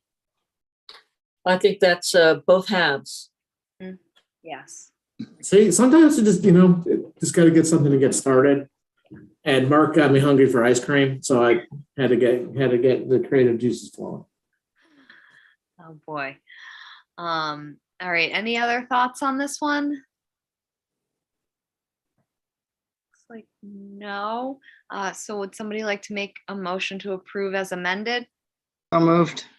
Mark got you with his hand, so I'm going to give Mark the motion, and I'll give you the second, Linda. Well, So by roll vote, Beal, Aye. Engelborg, Aye. Arisman, aye. Golding, Aye. Phillips, Aye. Williams. aye. And that was just the first one, right? Not the second one as well? Because we've sort of been talking about them together. Yeah, that's Just the just first one. Okay. And now we'll move on to the Nantucket Land Council application for Hummock Pond. Yep. And the only thing that I thought was different about this one, and someone correct me if I'm wrong, I thought they stated a few times that they were only doing one treatment in Hummock Pond. Did I make that up? That I don't remember that. That it wasn't going to be successive treatments there, RJ? Thank you, Madam Chair. Yes, we're just planning to do one treatment and see how it does. We have no plans to repeat them. We're going to see what happens. Okay. So I just don't know if we should change the permit overview because it permits like multiple treatments versus just the one, Seth. Yeah, I mean, we need to change the permit overview anyways because it has the wrong pond listed. Oh. And I think that the resource areas also might be slightly different. So just getting those right would be good. Hummock Pond. Well, it's still within an inland water body, and excuse me. You know what it actually is it's not bordering land subject to code. It's not bordering land subject to flooding. Man, I really kicked the can on this one. It is actually land subject to coastal storm flowage because it is a coastal pond. Yeah, and I think because of what we got back from marine fisheries, it's also a fish run. Oh, Carrie, was that right? We can have fish run in there. We've argued about this with marine fisheries for a long time of whether it is or isn't. It's probably why I subconsciously left it out, but we can include it. I don't think it hurts. So then with that being corrected, obviously, number 2, this one wasn't applied for as a limited project. So I kind of had that same finding. And then I actually had a different 21 related to the singular treatment. So I just had a report including location photographs shall be provided to the commission showing the conditions prior to work being started and at the conclusion of the growing season. These reports shall include approximate algae and water quality data demonstrating the effect of the alum treatment. I think that sounds pretty good. Anybody else? Jeff, you did see, you did change the permit overview wording to Hummock Pond rather than Gibbs. Yeah, that's cut and paste. Actually, I take it, it's not even a cut and paste in this case. It's just a save as in this case. I'm just missing something. Yeah, no, I mean, no harm, just. Yep, no, all fixed. More delays. Move to approve as amended. All right, is there a second? Second. Seconded by Mark. So by roll vote, Beal, Aye. Engelborg, Aye. Arisman, aye, Golding, Aye. Phillips, Aye. Williams. Aye. All right, that carries unanimously.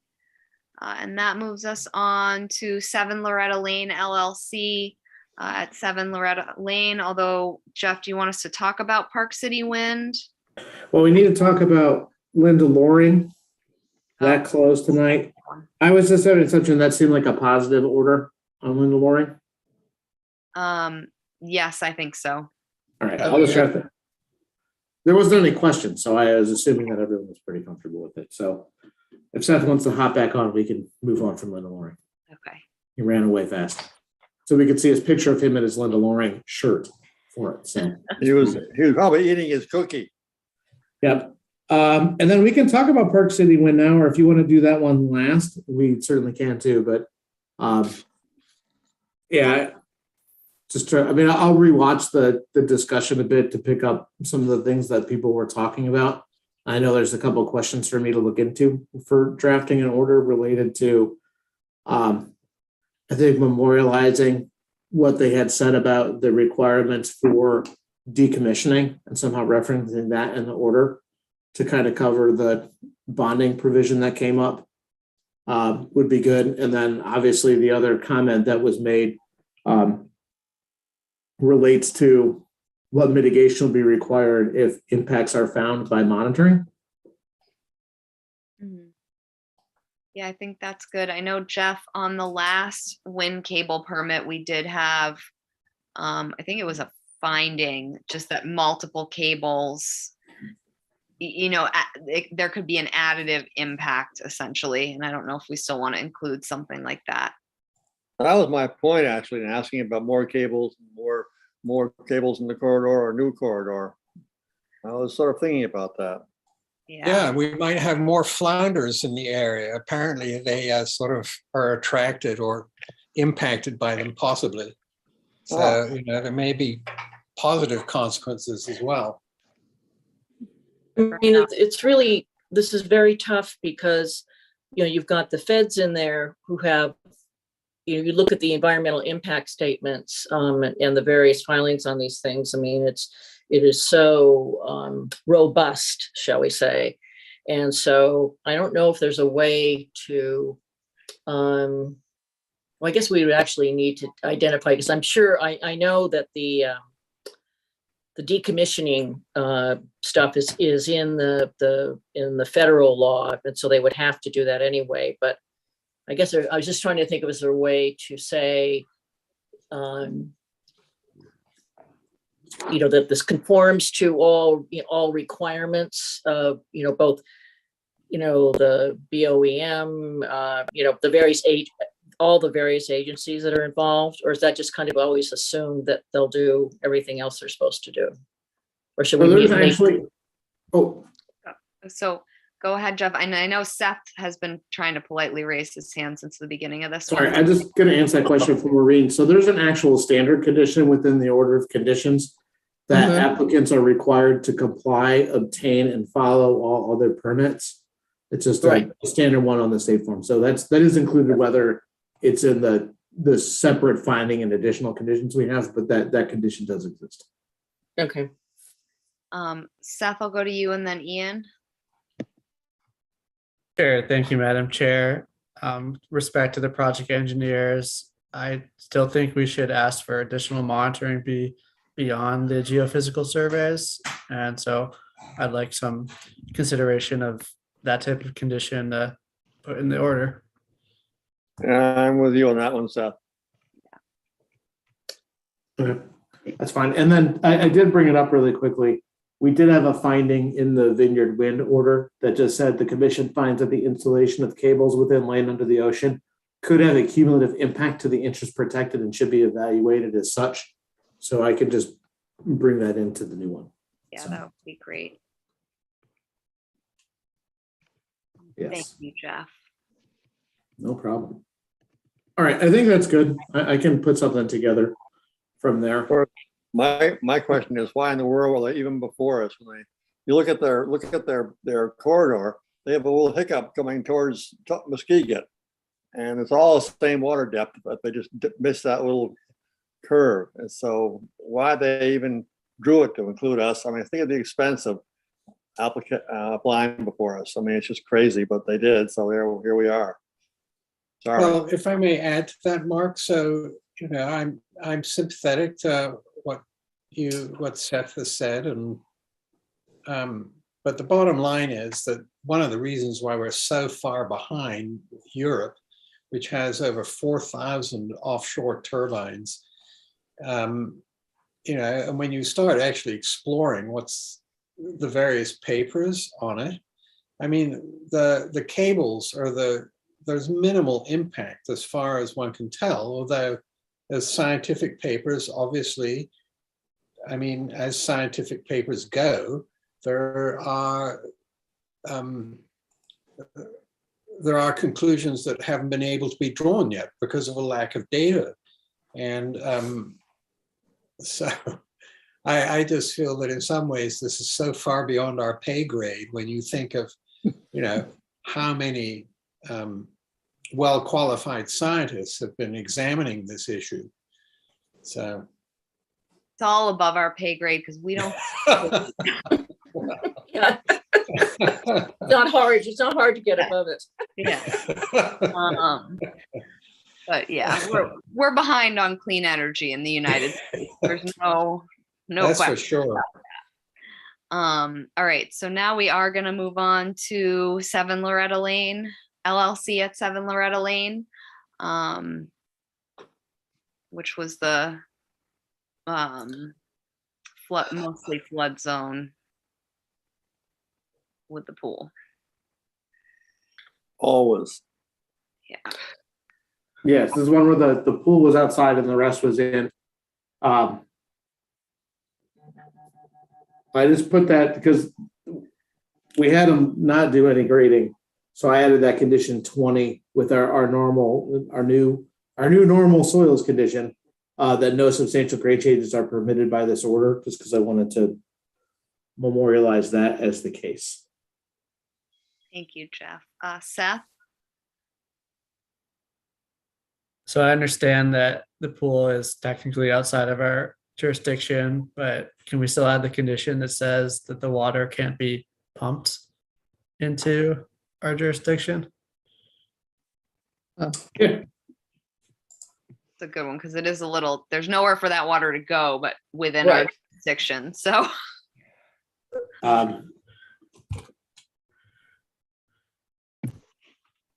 that's a good catch, Seth.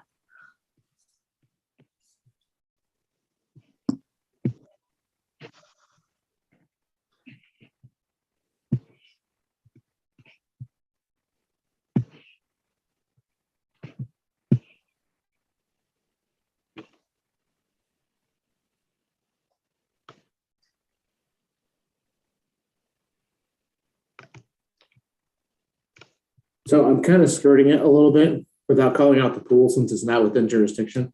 So I kind of shenanigans the 21. It says no water discharges from man-made uses on the site may occur within the commission's jurisdiction. That's very clever, Sure. Jeff. But surely groundwater is within our jurisdiction. I mean, it's a really interesting point, but legally, I would have thought groundwater is within a conservation commission's legal purview. It is depending upon the resource area. I know that sounds crazy, but groundwater protection is actually not a protected interest of land subject to coastal storm flowage. Okay. But yeah, Seth, go ahead. Yeah, I think groundwater protection is within the purview of the Conservation Commission generally, but it's not necessarily within the purview of the Wetlands Protection Act or the Nantucket Wetlands Regulations. But we do have the ability, we don't really use these, we don't really get back to using these jurisdictional powers, but we do have our ability as a Conservation Commission to do things beyond those two regulatory frameworks. I'm not saying we should do it right here, but in the future, we do have some ability to regulate groundwater because conservation commissions are charged with protecting environmental interests as a whole. Thank you, Seth, for that reminder. We're gonna really hit these regs hard soon. All right. Well, you know, I'm going to be 100 in 25 years' time. I'm just throwing it out there. All right. So any other additions to 7, Loretta, or does somebody want to make a motion to issue as amended? Sure. I'll second. Okay, so motion to Ian, second to Linda, by roll vote. Beal, Aye. Engelborg, Aye. Arisman, aye. Golding, Aye. Phillips, Aye. Williams. Aye. All right, that carries unanimously. Aurora Way continued. So that moves us on to Nantucket Islands Land Bank at 17 and 21 North Cambridge Street. I know we're not doing them both at the same time, but this order also looks just like the next one for 36 West Comment. I will totally fess up and say the Land Bank actually asked if they could file them as one application. I thought since they were separate with some different resource area, to do it separately as two was probably better. Still kind of stand by that. But the orders, needless to say, look the same. So I kind of had our standard conditions. I just memorialized plateau as the specific herbicide. Then our normal reporting requirements that were in it. I'm happy to run through them, but we're really into Mark's ice cream time now. About dinner, forget the ice cream. Let's get to dinner. Yeah, I'm Ice cream is what's for dinner. No, I got carrot cake. That works too. There you go. Seth, Sorry, not to be annoying, but it's cypress spurge that they're managing, and then the order says Phragmites. I thought I caught all of them. Oh, should thank you for catching that, Seth. Just as an aside, I'm noticing this plant like all over Nantucket at this point. So Which one, Ashley? good luck. This cypress spurge. Oh, yeah. Because it's on the other side of smooth hummocks as well. It's gonna spread, as invasives do. So, not that I wish to be annoying, but on 19, they specified plateau. So why do we not just say plateau, Jeff, rather than or equal? Because plateau references a very specific brand name. Right, that's what they're using. It is. All right, I take your point. Okay. But we try to avoid trade names as much as we can in orders. Scratch that from the record. That's all right. Seth, I saw your hand up. No. Okay, so if there aren't any other thoughts on this one, I think we do have to change some wording around, so it might be amended. Mark, are you making that motion? Is there a second? Ian is given the second, so by roll vote, Beal, Aye. Engelborg, Aye. Arisman, aye. Golding, Aye. Phillips, Aye. Williams. Aye. All right, that carries unanimously. Ashley, remind me why we postponed 17 Aurora. We didn't close that one. That's what I mean. Why didn't we? Because it has a, well, and I'm not gonna get into my opinion, I guess, but it, there were some questions about them being able to access with a boardwalk through that wetland. Yeah. I mean, I had a lot of questions on that one. Other options, they were gonna go back and look at the other options and talk That's to right, the other yeah. neighbors. Revising their waiver request, I think, is a really. Okay. Here we go. Sorry. I forgot. Nope, don't be sorry. It was hours ago now, so. He's these meetings go and go and go. But now we're on Nantucket Island's Landbank at 36 West Myacomet Road. Very similar project. We need to change cypress, spurge, and phragmites again on this one. So I've amazingly already done it on my screen, but on your screens, you're still seeing the old one. So. All right. And Seth, yeah, I'll move to approve as amended. all right. Is there a second? Seconded by Mark. So by roll vote, Beal, Aye. Engelborg, Aye. Erisman, I, Golding, Aye. Phillips, Aye. Williams. Aye. Right, that carries unanimously. Didn't close this next one. And the next one's 41 Monomoy. Oh, right, we didn't have Heritage for 48. West Myacomet. Yeah. Do I have two West Myacomet? Yeah, I don't know that we have 41 Monomoy in We have here. 248. We have 248 West Myacomet. We have Oh, you 240. do? Well, here, I have it. I can share my screen. There we go. Sorry about that, gang. I think the 40, it looks like the 48 West Myacomet. Yeah, it's just labeled wrong, Jeff. So we have this in our packet. I did it twice, didn't I? The address is wrong. Yeah. It's just one of those weeks. Oh, I get you. It is. All right. So I'll fix the top block because the sad part is the plan is correct and the above information is wrong. That's where I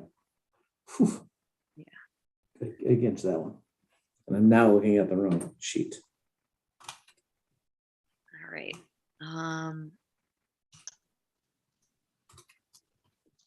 So again, I guess this is the one that Don Bracken presented, right? And he said they'd agree to essentially meet the BMP and not fertilize within the 50. Right. Yeah.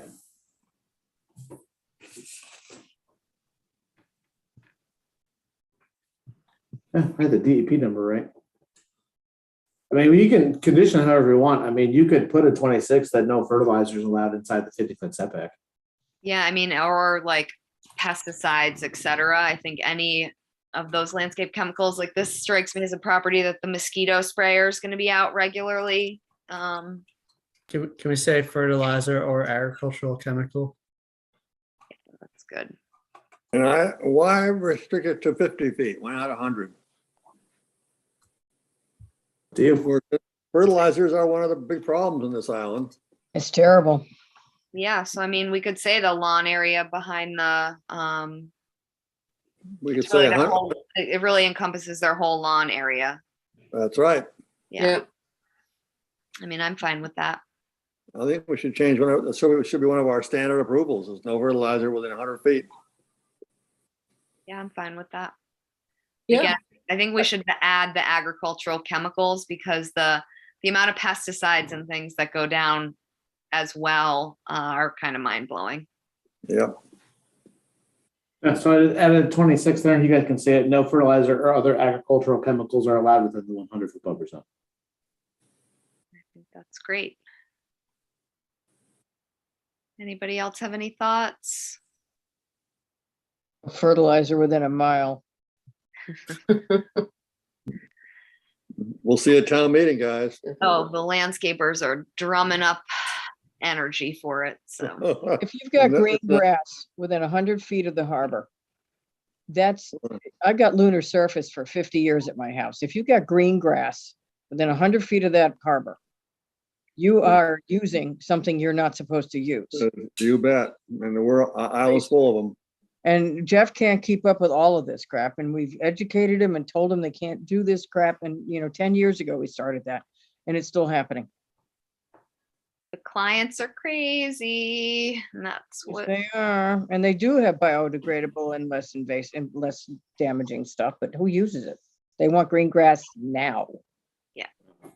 Not for nothing and not to editorialize, there are actually numerous lawn varieties now that don't have the same demands, but people would have to convert their lawns from the current lawn surface to the other type of grass that's all but identical, but doesn't require those same things. But that's a lot of work and time consuming, and you actually have to do it. And you're gonna have a year where your lawn looks like, it's been totally run over, and but it exists. Trust me, there are more, It's called artificial turf, yeah. well, you don't even need it. There are more natural turf types now. It's staggering how many like lawn fescues exist and other things, but that's a different conversation for a different day. I won't Well, how bore about everyone with- clover? How about clover? Oh, They put too many chemicals for clover to survive on these lawns. Because I tell you, because my clover runs rampant, I'd just soon have an entire yard of clover just doing its own thing. Yeah, that's my house too, but Uh, we're preaching to the choir. All right, guys, so let's focus. We're almost there. Before the Almost island. there. Focus. When people came to the island in the summer to escape suburbia rather than to create it. Yeah. It's bad. Right. They're not We- creating. Yeah, it's We a still need a motion on 41 lawn and one, now that we've added that condition on there. yes, and I'm still looking at my copy and not yours. I'm like, we still need to change the title. All right, does somebody want to make a motion to approve as amended? Yes. So I'll give Seth the motion. Mark will give you the second. So by roll vote, Beal, Aye. Engelborg, Aye. Erisman, I, Golding, Aye. Phillips, Aye. Williams. Aye. That carries unanimously, and that moves us to Town of Nantucket, the Washington Street and Francis Street intersection. Finally, yay. All right, so I made some quick changes from here, so don't even bother with yours because I've added more. So I added a 19, no materials, whether for construction or resulting from demolition, may be stored within the resource area. And then 20, should a potential flood event be forecasted, all equipment shall be removed from the resource area. It's all within the flood zone. And then I added in Not just equipment, but materials. That been added? all equipment and materials Yep. If a flood event is coming. out of it from the resource area. And then I added the waiver for the 103 F3B that we talked about. Yep. Beneath that too, people can see it. Thank you, Jeff.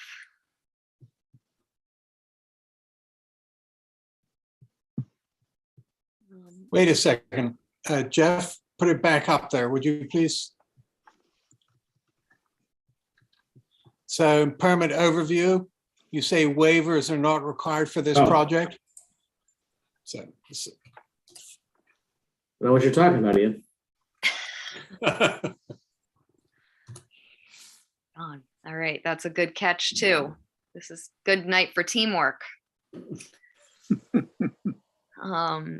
All right, so any other thoughts on this one?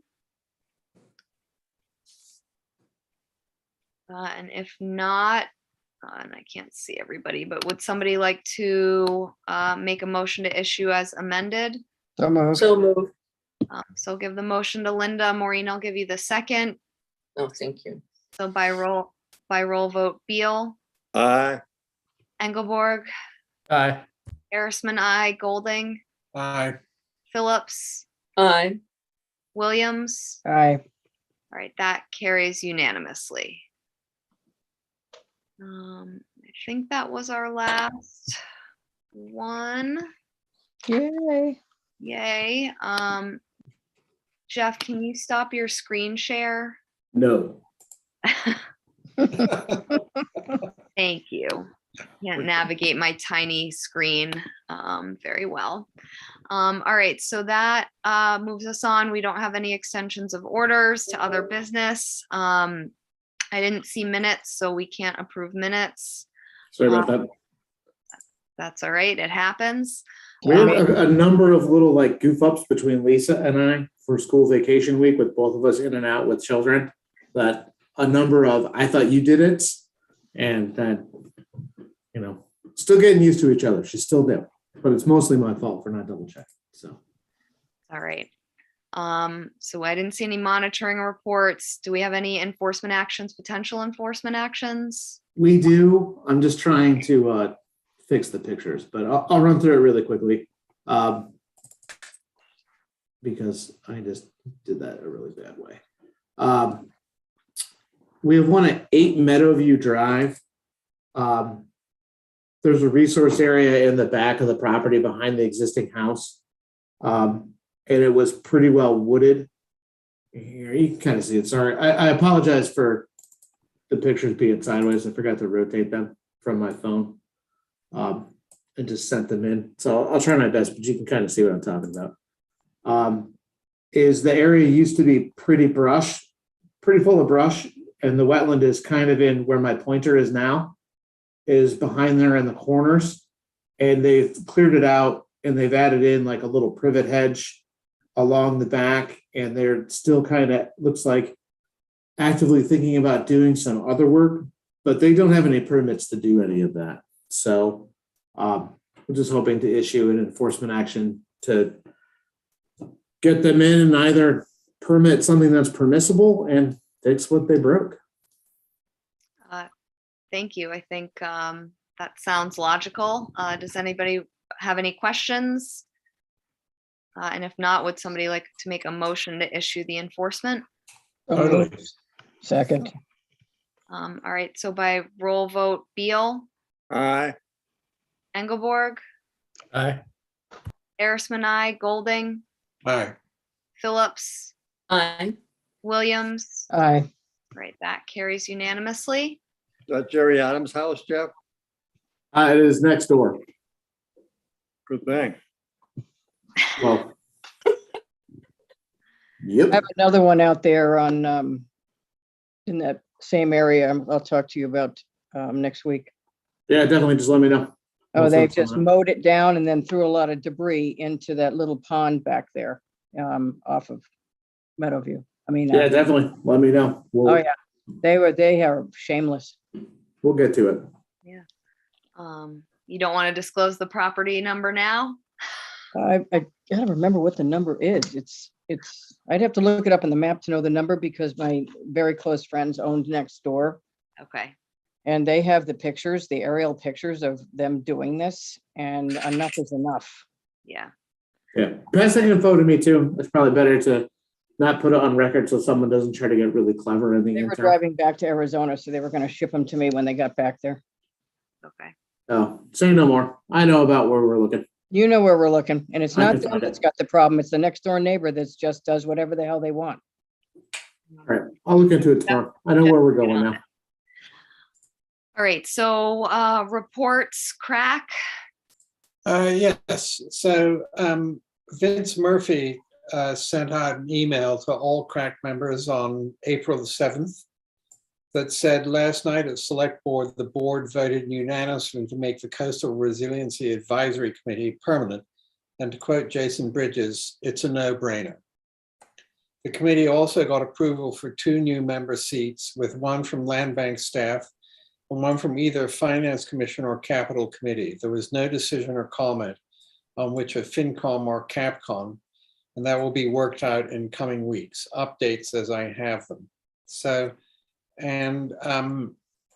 at this point, I feel I'd like to hand the baton off to another CONCOM member. So I'm happy to stay in the relay until someone takes it. So, Jeff? I was just going to say, before you leave, Ian, I mean, we're at the start of May, we have to do all of our committee appointments at the start of July anyways for like NPDC and CRAC and all of that. So if you can hold steady for like another 60 days, it gets into our normal cycle for committee appointments, and we can shuffle around then. Happy to keep a reef in my sail, Jeff. But that way we don't have to do it. I just don't want to do it now, then have to like Do it again. revise it I hear again what you're saying. in July. It doesn't seem to be very efficient. So yeah, it's been fascinating. It's been I mean, well, I'm glad the island's dealing with this, and it's always humbling to to be part of a process where there's so much input by people who know so much, well, more than I do. But so it's great. It's we could all have worse places to live, I would say. Thank you, Ian. We appreciate all your time and focus for sure. All right, so that moves us on to CPC.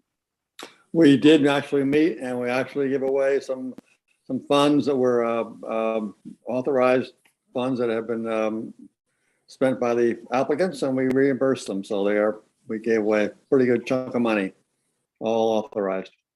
Awesome. NP and EDC. So we did meet and started the time clock going on the transportation plan, the TIP, which is this, money we get and need to figure out how we can spend it. And then we also had an interesting discussion about the Inky editorial, which commented on the warrant article about the NPEDC and redoing it. And apparently that there were, so that was put on the agenda as something to discuss, the content of that editorial. So I made a motion that we take it off the agenda because, and this is why I'm telling you all this, because being on the Concom, we occasionally find that things get in the press that are not necessarily completely accurate about what we do or what we have done or what we want to do. And that I was recommending that the NPEDC just let it go. It's an editorial comment, opinion, just let it go. And I made that motion and I didn't even get a second. So status quo. So that's all. Well, we're all trying our best. So thank you, Maureen, for doing your due diligence. Trying our best. All right, so that moves us on to commissioners' comments. Well, we're on meeting again, Madam Chairman. You still run the best meeting of all these stupid boards. Thank you. I appreciate that. Any And other? you're going to be chairman for life, so get with it. I might be dead soon if I keep with all these responsibilities. But yeah, no, I enjoy it. My teaching skills come out and are worthwhile. They're just so, I've just got to tell you, I've been on town boards for almost 50 years next year, 40 years next year. And these are among the best run meetings I've ever attended, period. Well, thank you. It's also the people who are working here on the commission, keeping it cordial, I think it's everybody. Any other commissioners' comments? Not, I'll turn it over to Jeff for administrator staff reports. Just three things really quickly, just as a reminder, on our next meeting, we have our public hearing to adopt the codified regulations. So I'll send those around, but they're exactly what our regulations look like now. They're just numbered different to match town code standards. So you'll see those soon. That being said, and then just as a reminder, because I promised Libby I'd do it today. I know I don't need to remind folks, town meeting starts next Monday.